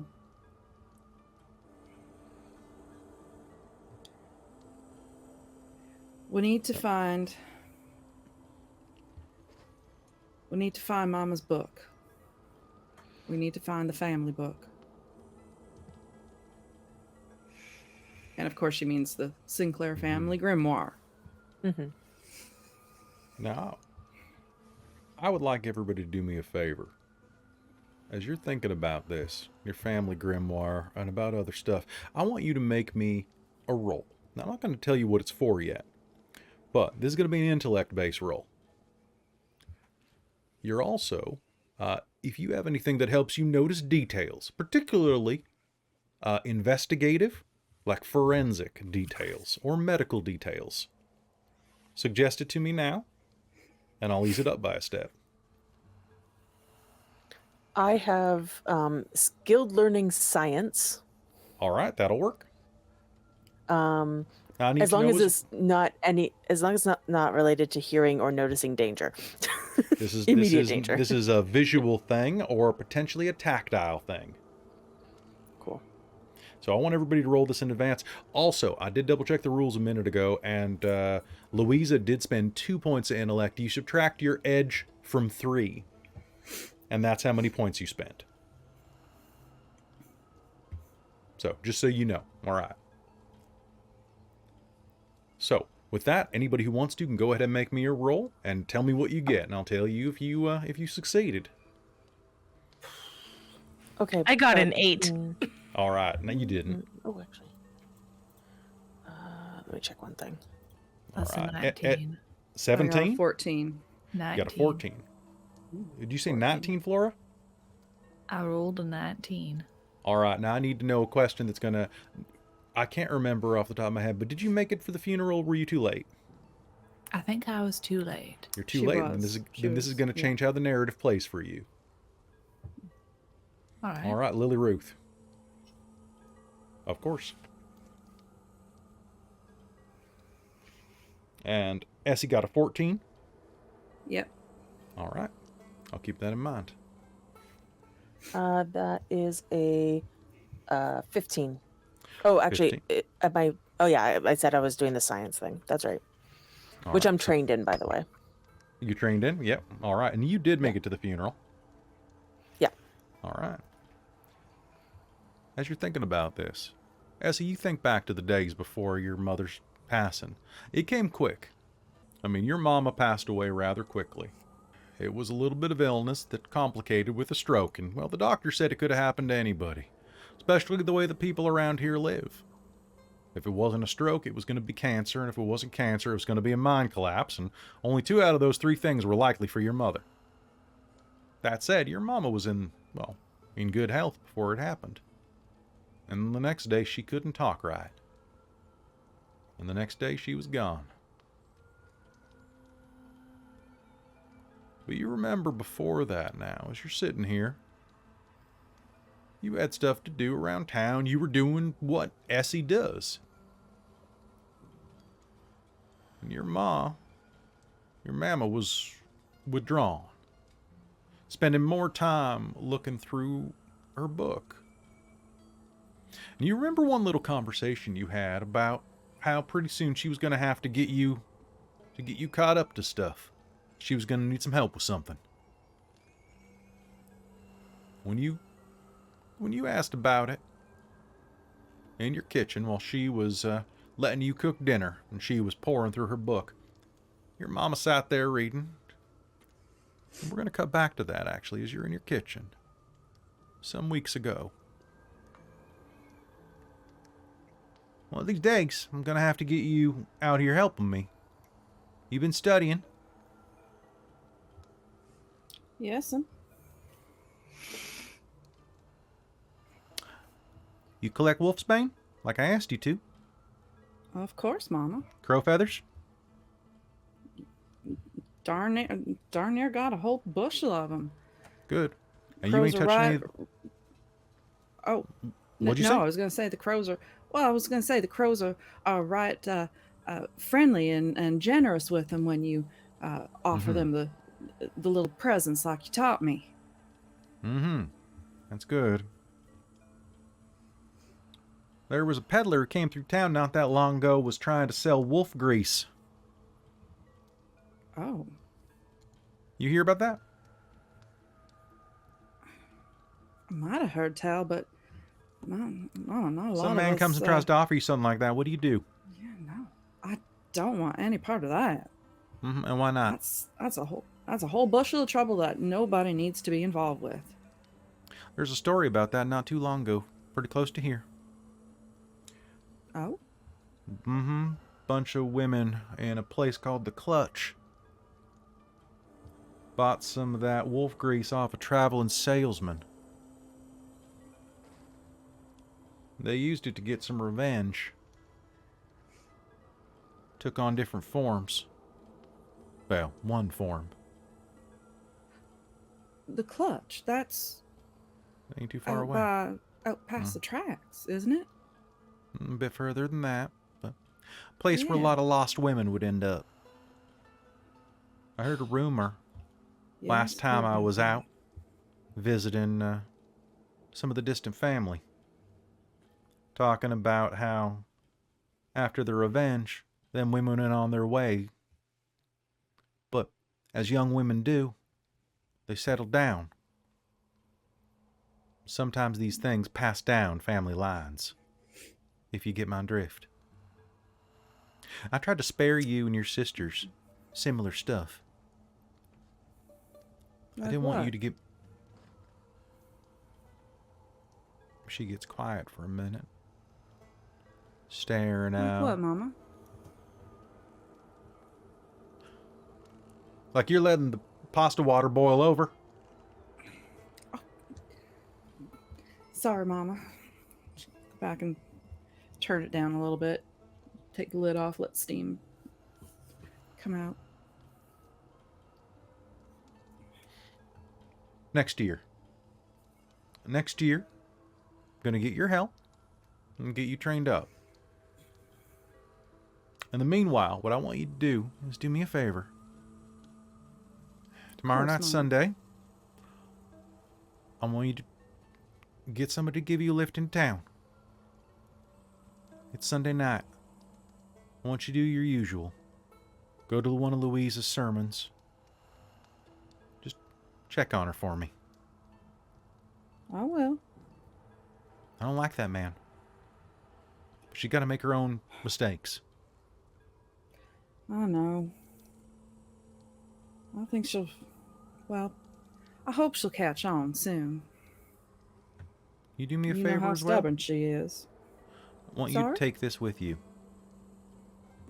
What is it? And she'll reach into a little pouch and she'll pull out a couple of little silk drawstring bags. It's that tea she likes to drink. Oh, yeah.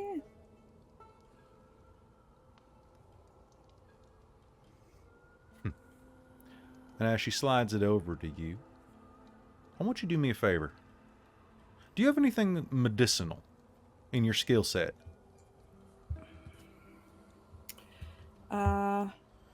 Yes. I want you to roll me this at an ease difficulty of Okay. 12.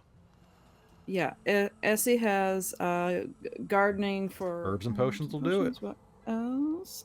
She's also got craft. She's trained in crafting, magic, crafting, and using magic. So. All right. Well, that'll definitely do it. Okay. All right. And here we go. Okay, give me a d20. I got 10. You got 10? You want to spend an Yeah. XP to roll again? Yeah. Okay, I think you're going to like this one.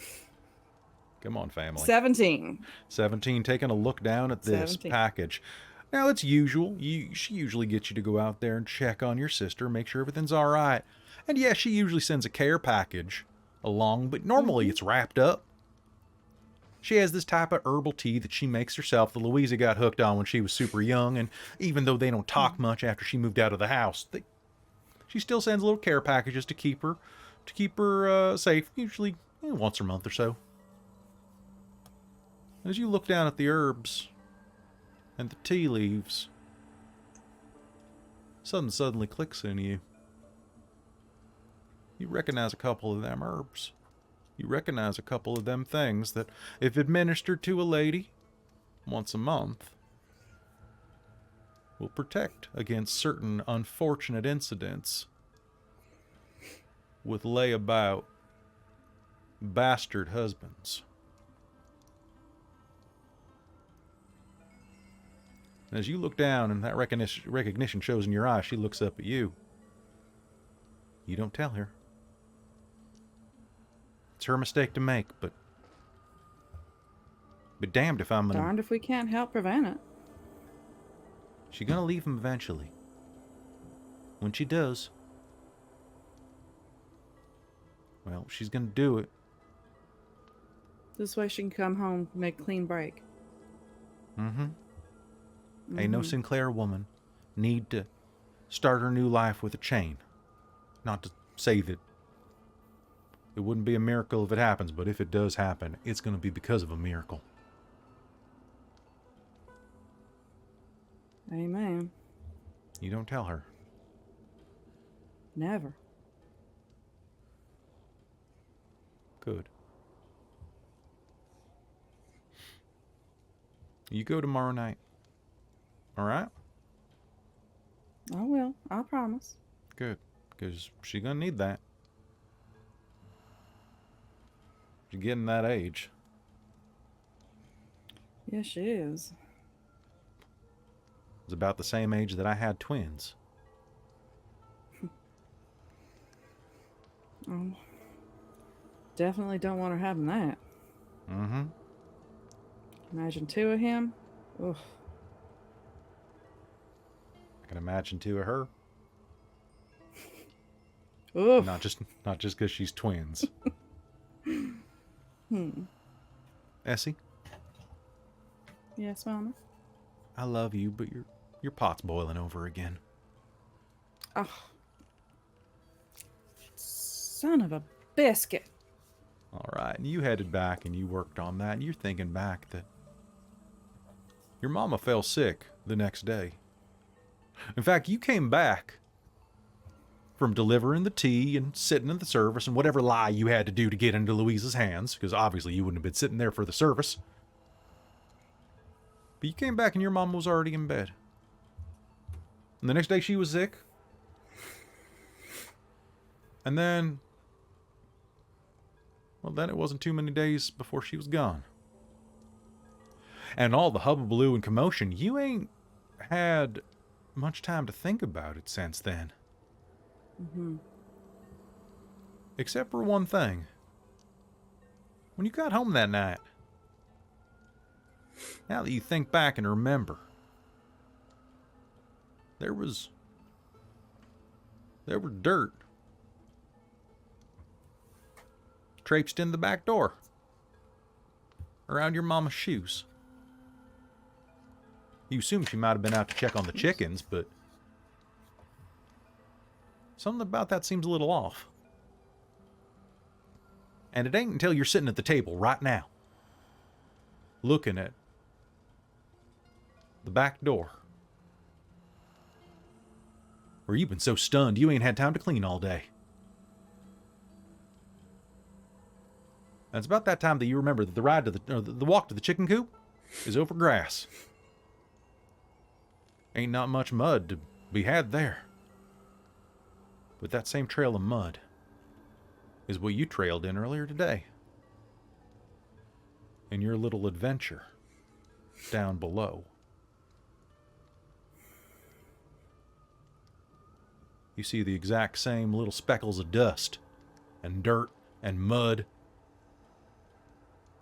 tracking you in.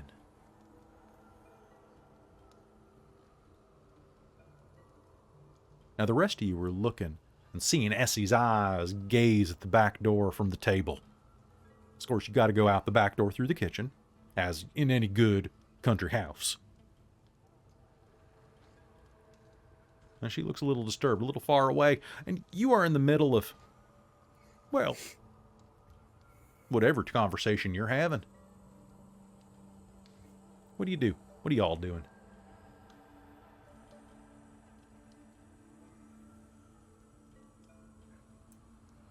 I think Louisa probably just wants to put all attention not on her, and so is looking at Essie and being like, "You right?"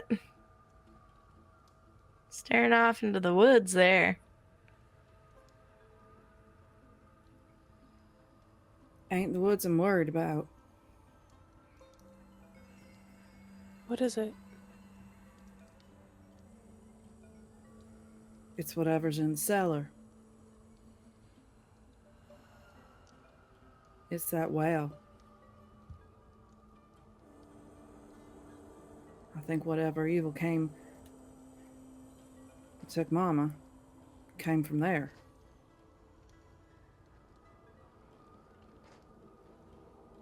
And I don't think we have much time to prepare to take care of it.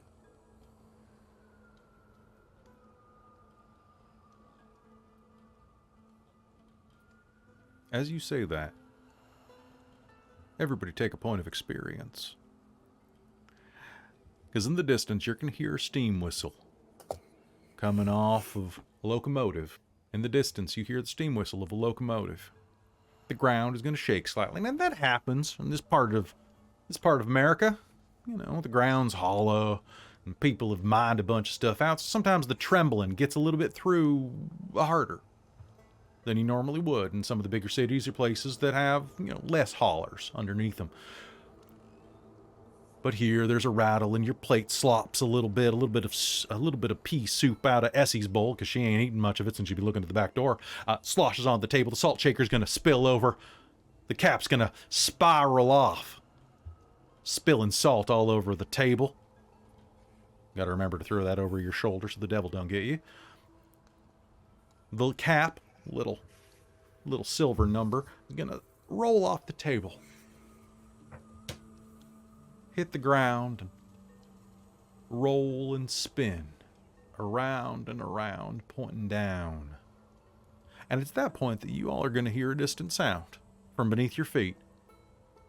The sound of a piece of wood, a board, falling down a long hole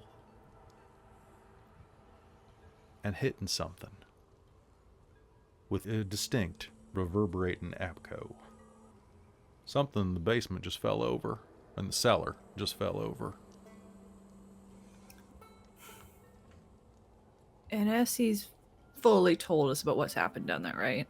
Yes. I think Flora's gonna look at the others, look down at the floor again, and scramble for her gun bag. Well, it's practically in Just the in extra case. seat next to you.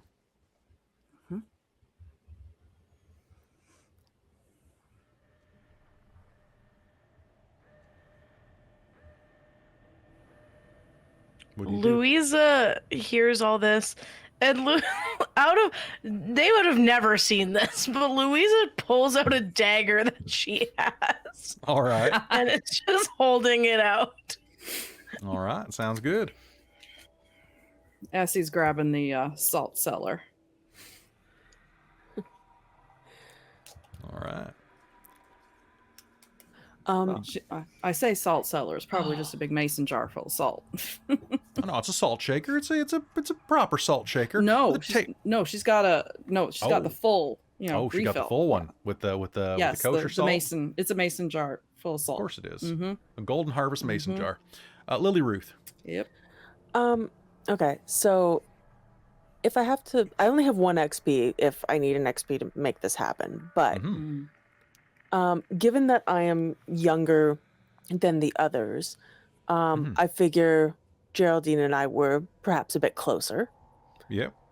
And technically, my character has a handgun, but I don't think she either would have brought it with her, and I don't know how to work it into her story, except maybe Jerry had a handgun, and course. Lily-Ruth is like, I know where that's hidden, and went to go find You goes to go find know, it. a girl like Jerry would have had to have something to keep herself protected when she started being Geraldine. Yeah. Mm-hmm. So yeah, you You absolutely don't know think she where would have that taken is. it with her? Well, she had two. That's fair. Yeah. She also left in Yeah. a bit of a hurry. I mean, yeah, maybe True. it's Okay. Lily-Ruth is going on Yep. faith and being like, I know where it was hidden. I'm gonna check. All right, So scrambling yeah, out. Lily-Ruth Cool. will get up and dart into possibly a room that, well, Geraldine's room anyway. Okay. The The room regardless that of who else the two of slept you in there. shared. Well, you two shared Yeah. it probably, and you know that there's an old floorboard, as there always is in those type of houses. You check it. Nah, nothing in there. Well, some unmentionables that were just the right size. But then you check the closet, and there's a shoebox above the frame. And inside of that, you got a bunch of letters, some school stuff. And underneath it, a revolver. In fact, that one, well, that's one that's been in your family since it was your daddy's. Because his brother served in the war. Well, I'll grab that. I think she learned how to use it when they were younger, maybe. With all girls, sometimes, they get taught things that the father wishes they had a son for. oh, especially when they've had a couple of beers. Yeah, absolutely.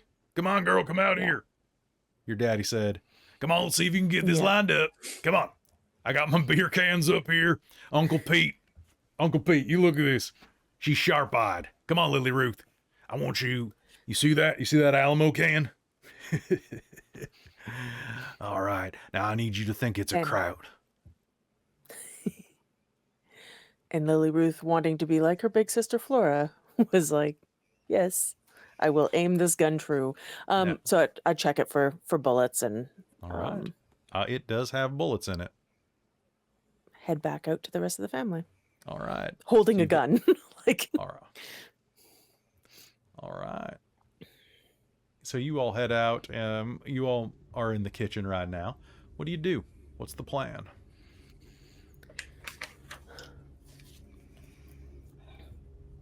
Well, first yeah, I Essie's don't think grabbed the there's much of a salt, then plan. she's grabbed a jar of water. It's Okay. technically just salt water, but Russell was good for at least having the salt water at the revivals. Mm-hmm. It might not have been real holy water, but It was real water. there's a lot of things you can do. All right. Flora, what'd you say you were doing? She was more saying that she didn't really have a plan. Nope. But damned if she wasn't gonna have a gun in hand. All right. Well, there's no light. I don't think we have time for a plan. There's no light down in the cellar, so you're going to have to bring down your own light. There are lanterns around the house that you could take down. Mm-hmm. Do you all head down together? we protect Yeah, our Essie land, our home. Gather up the lanterns. Okay, everybody get one.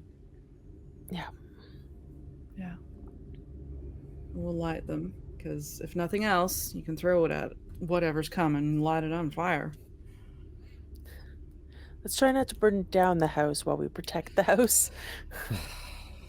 Well, There's Needs you know, must, protection on right? the kitchen, right? mm. And slowly and carefully, Good. you all head down under your house into the cellar. You have to Essie go... is going to pour some salt along the threshold, Okay, going down to the cellar. that sounds good. Now you got to go around the side of the house to get down there. It's got cellar doors, like a storm cellar. You put some salt down.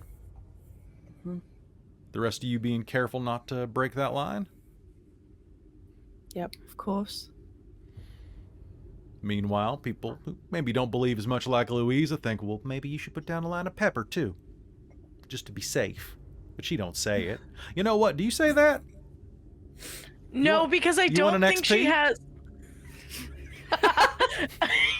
As tempting as an XP is, I think that Louisa's personal, like, spiritual identity is completely shattered at this point. She's no idea anymore. She's like, I don't know, whatever makes you happy, I guess. Let's not also piss off the sisters after like leaving Russell. All right.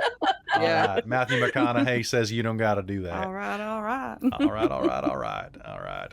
So, you lay the line of salt, and the rest of you head down into the basement. Now, just to give you a reminder what the cellar is down here, the cellar, well, there ain't much to it. Over in the corner, there's an old coal furnace, or an old wood stove, I guess I should say, that can be used to pump heat into the house when the one upstairs ain't working anymore. This is a bigger one, built into the belly of the house that ain't particularly friendly. It's off to the side. And there are places to store things around here on a little bit of foundation that was built up, but to be honest, most of the house is on dirt. This house is older than your mama. This house is older, potentially, than your mama's mama. And in the center of this house, almost underneath the very heart of it, is an old stone well. And all around that well, well, you see that the floor, well, it's dirt. But it ain't dirt, as it turns out, because as you shine your lantern over it, you can see that there's planks of wood built around the side of that well, and about 10 feet out, as if it was a much bigger hole that got boarded up and covered in dirt. But whatever recent seismic activity has come through here has shaken it up. And parts of it have fallen away, and that's some of the wood sound that you heard. Bits of old, rotten, nailed wood breaking away and falling down into a pit down beneath. A deep, dark one. There's still some strong boards that lead directly up to the well itself. But it ain't covered no more. The well cover has collapsed in, exposing that there's this outer ring around it of dark, and then the well itself that looks up at the house like one black eye. Flora. Just the one other thing I was gonna do Mhm. was attach a dark splinter to. Now, would it work on a gun? It says just attached to a weapon. A gun is a weapon as far as I'm concerned. All right, so I've tied it around the barrel, Sure. and basically it gives me 30 minutes of successful attacks with that weapon, also blind a seeing foe for 1 round, hindering their next action. Well, y'all say that, you can attach that to your iron sight to make sure that you got better aim. Excellent. And if anybody argues with me in the comments section, I'm going to say it's a special type of thorn or splinter or whatever.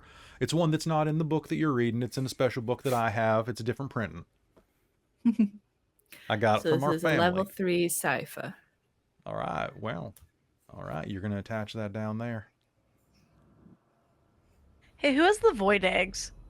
Or egg? The I void have egg is 2 upstairs. devil's eggs and a stinky Oh. eggs. Oh.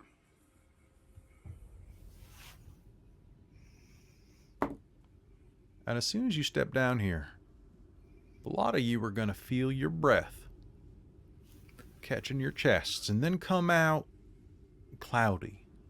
It's cold down here.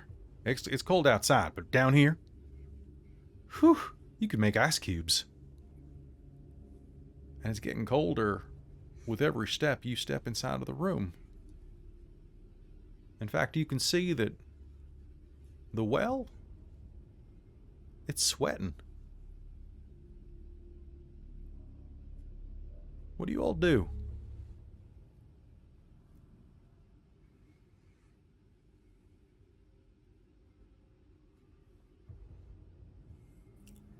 I think Flora's just going to try and look around and see if anything's come out, but keeping an eye on that hole. All right. Essie's going to start pouring salt around it. All right, sounds good. So you're going to go up to the hole. Well, a couple feet. She's gonna try and get close. Not. Okay. That sounds good. It's gonna feel real gnarly, but yeah, she's gonna try and get close. Well, as you're getting close, I'm going to make a GM intrusion.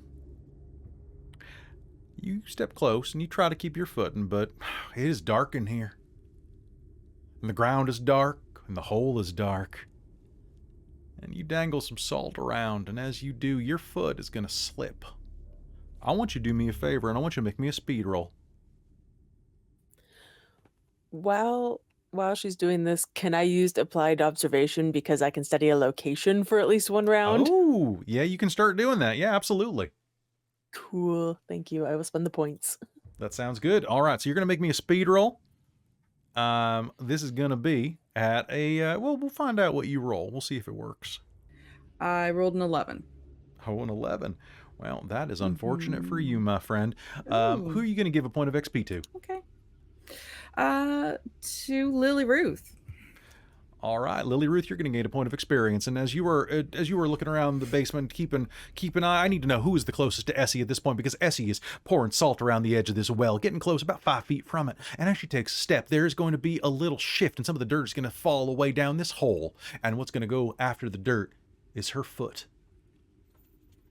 She's going to begin to tumble downward. She falls backwards. As she does, she's going to crank the back of her head against the well and start to fall down this hole. Essie, you're going to take 2 points of might damage. And you're going to start falling down the hole and looking down. This hole goes a lot darker and deeper than you've expected. Your salt cellar is going to fall down into the hole. Would anybody like to make me a speed roll to try to catch her before she tumbles? Oh, yeah. All right, Flora, go ahead and make me that Flora will. roll. All right, This is so gonna how be does this work? You are going to make me a roll.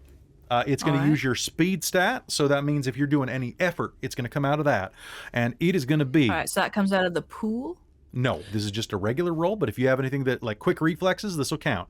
But it means that if you...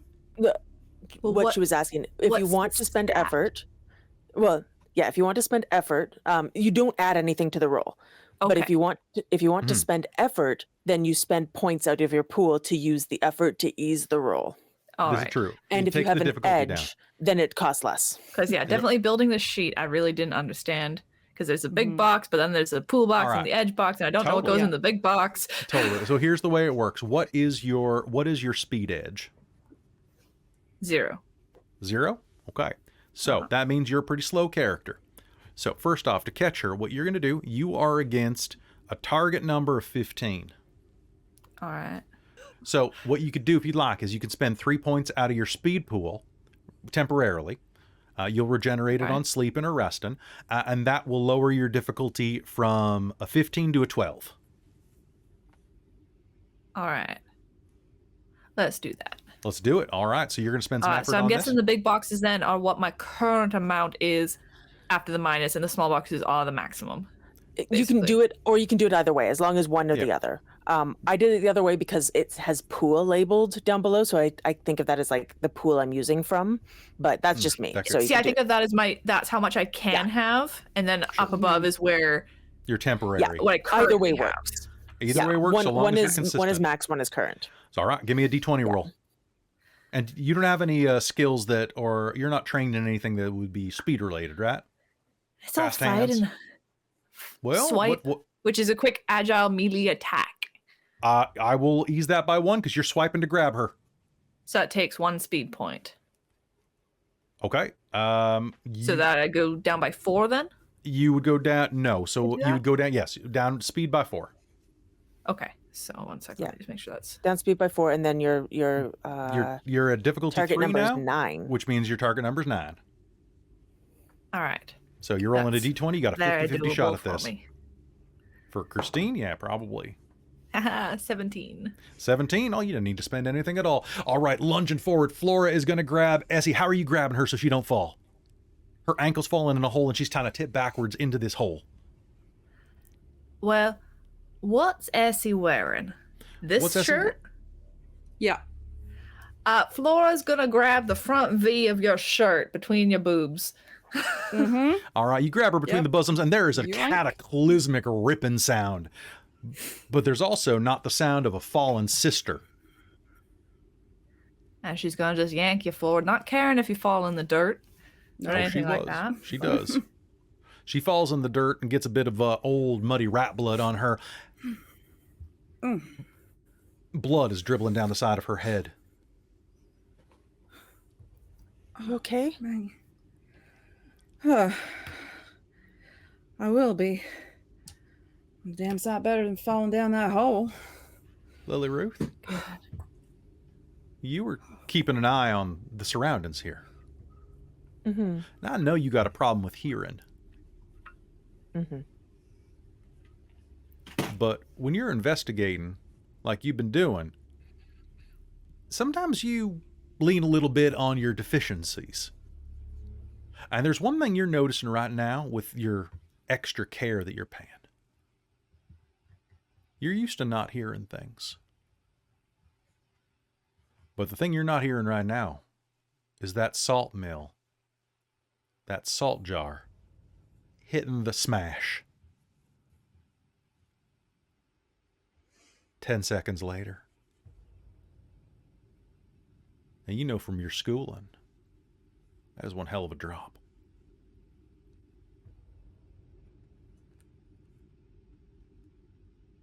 The rest of you are going to hear that as well. Yes, Louisa. Is there a bucket and a rope in our well? You can go check. Yeah, absolutely. Do you want to go up to it nice and stealthy? Nice and gentle? Yeah, I'd go up and check if there's a rope in a well bucket. So there's nothing built in. There's not like an overhead thing. You know, there's not like a wheel or anything like that. But if Louisa, you make your way up there, I want you to do me a favor. Can you do me a favor and make me a speed test? This is going to be a Okay. standard one. This is only target number 6. Nice and easy. You got a lantern, right? You got light? Yes. Okay, then it's only target number 6. Nice and easy. I rolled a nat 1. Well, shit. Can I spend an XP to let her reroll that? Yes, you can. All right, re-roll that. Reroll that. Because you have the best All right. sister in the world. Yeah. Thanks. Yeah. Thanks so much, friends.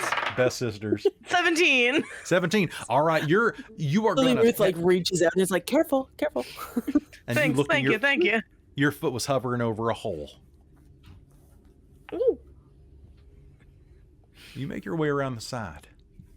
And as you do, you make your way right up to the well. And the well's got a little lip around it. Of course, it's got the well itself, but then there's a little bit of old stone that the wood is attached to that you find yourself right on top of. Hell, right against the well, there's about a foot of solid construction that you can stand on. But the rest of this is just awful. The wood is all warped and rotten. Maybe it's from humidity, from whatever aquifer this well draws from. Anyway, you get to looking. And over the side of the well, you're going to see that, well, there is a rope. But it's hammered in with one of those pittons, like a railroad tie. An old rusted one. Into the side of the well. It's an old hemp rope. And that's when you realize it's not just a hemp rope. But there's a second pitton. It's a rope ladder. Old and strong. And as you glance down, you're going to see that it's in surprisingly good repair. It's got these little tassels tied off the side of almost every rung of the ladder. These little white bits of linen. And you're close enough, you can look at one if you want to. Yeah, I'm gonna look at one.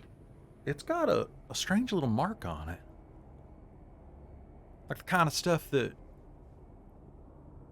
you've spied in your mama's book.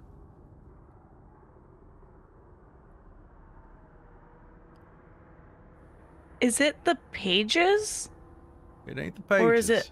It looks Okay. like it's some type of binding or some type of reinforcement to keep this ladder from rotting. But these strips look old. I'm gonna look up and look over at Essie and go, well, I found where Mama went. Who's What? ready to go cave diving? I'm sorry. What? Look, and I'm gonna like, there's all these bindings, same ones from Mama's book, but they're old, and it's probably where Mama was going down, because you could go down it. It looks like it's been well kept. Oh. Oh, holy handbag. Well, damn. I think we have to. We have to know. As they're saying this, I think Louisa's already climbing down. All right. Louisa, wait! You're starting to climb down, and Lily-Ruth, as you're watching your sister climb down, you remember, you have a flashback to the last time you saw your mama there in the coffin. And you reached out and you held her hand. Her cold, stiff hands. And they were rough, torn up. And looking there at the old hemp rope, your mama was in her 50s, 60s maybe? Nah, early 60s. Her skin wasn't quite as tough as it used to be, and, well, they were torn up, like from using a rope. You figured it was just something around the farm, but now looking down at this.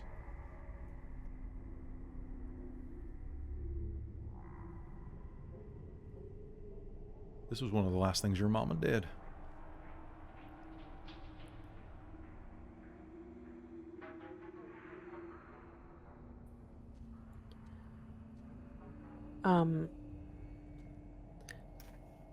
Did Louisa say that there were like symbols and stuff around, or was Yep, she did. Yeah. She did. Can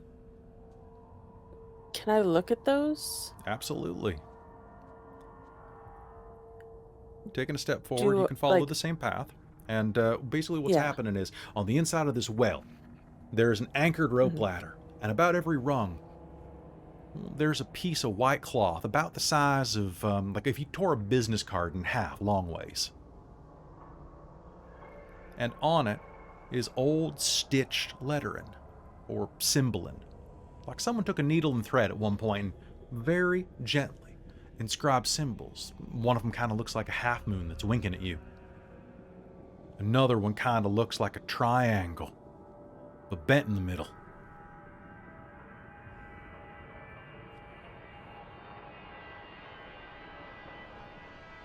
And each one has a stain on it, like from a single drop of blood.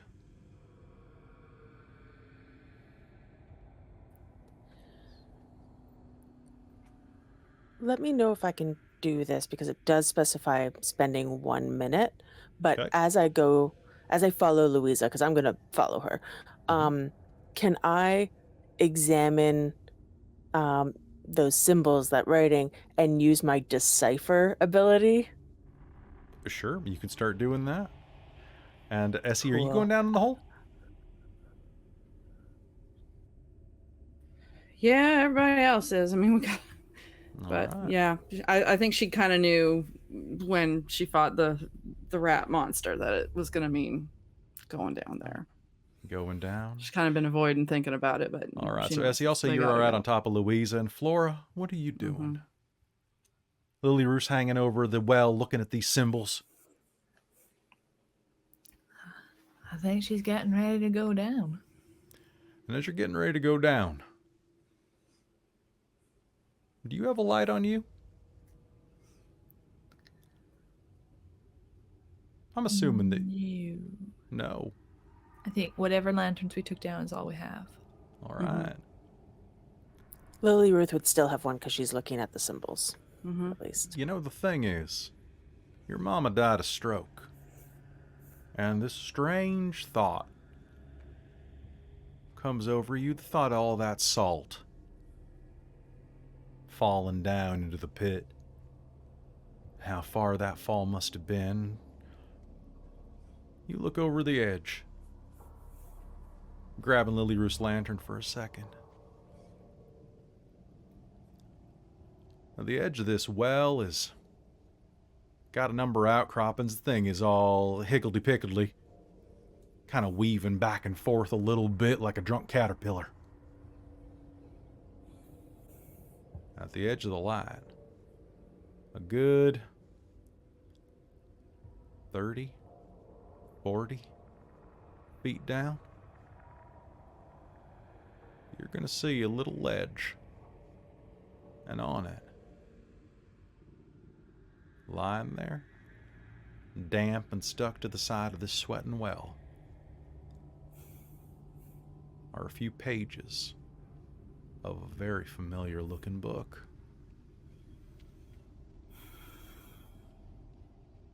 That sure looks like the one your mama always had on her when she was doing her witching.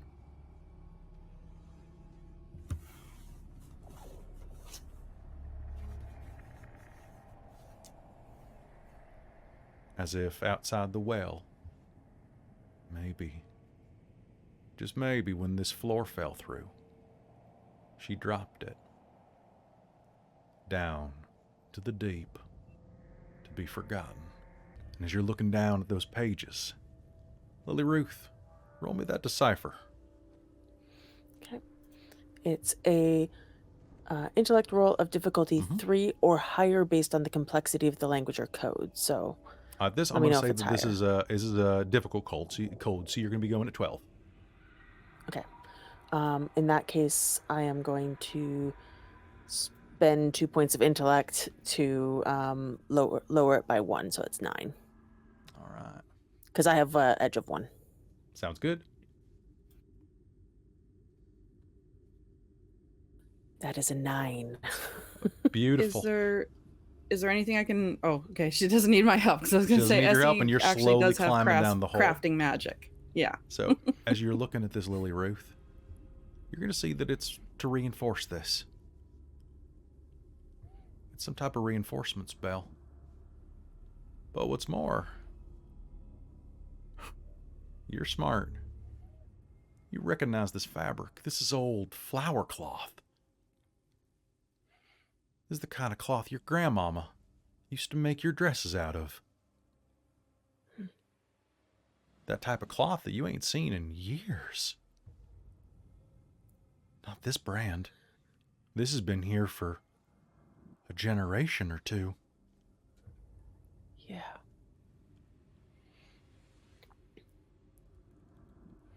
And as you look down the hole and see this to keep the ladder safe and sound,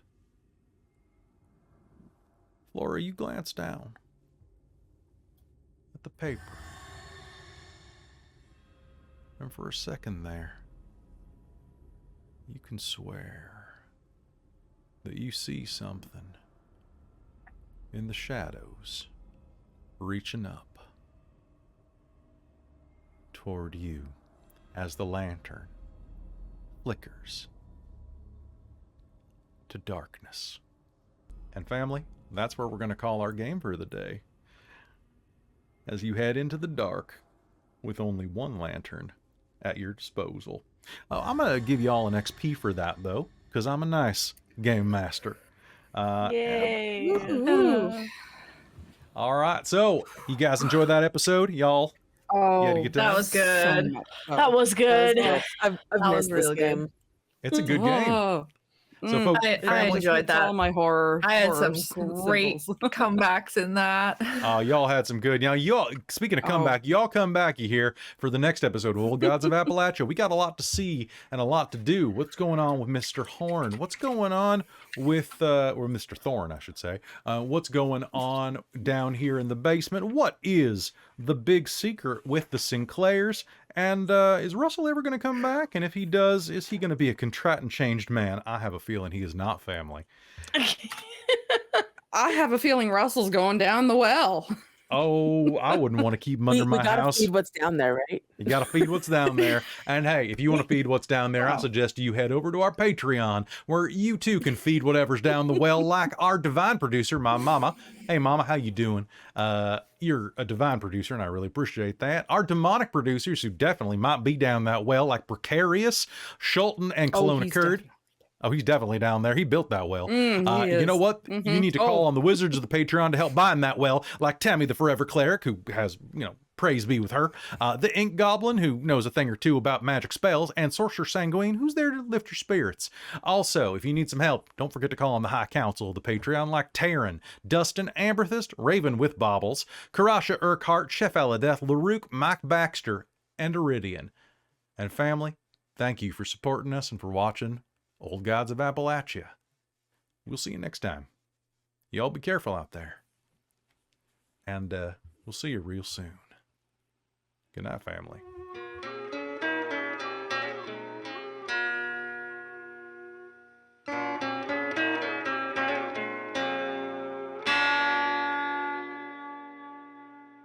Pray to the fire, 'cause water has come. Pray to the east, where the traveler is from.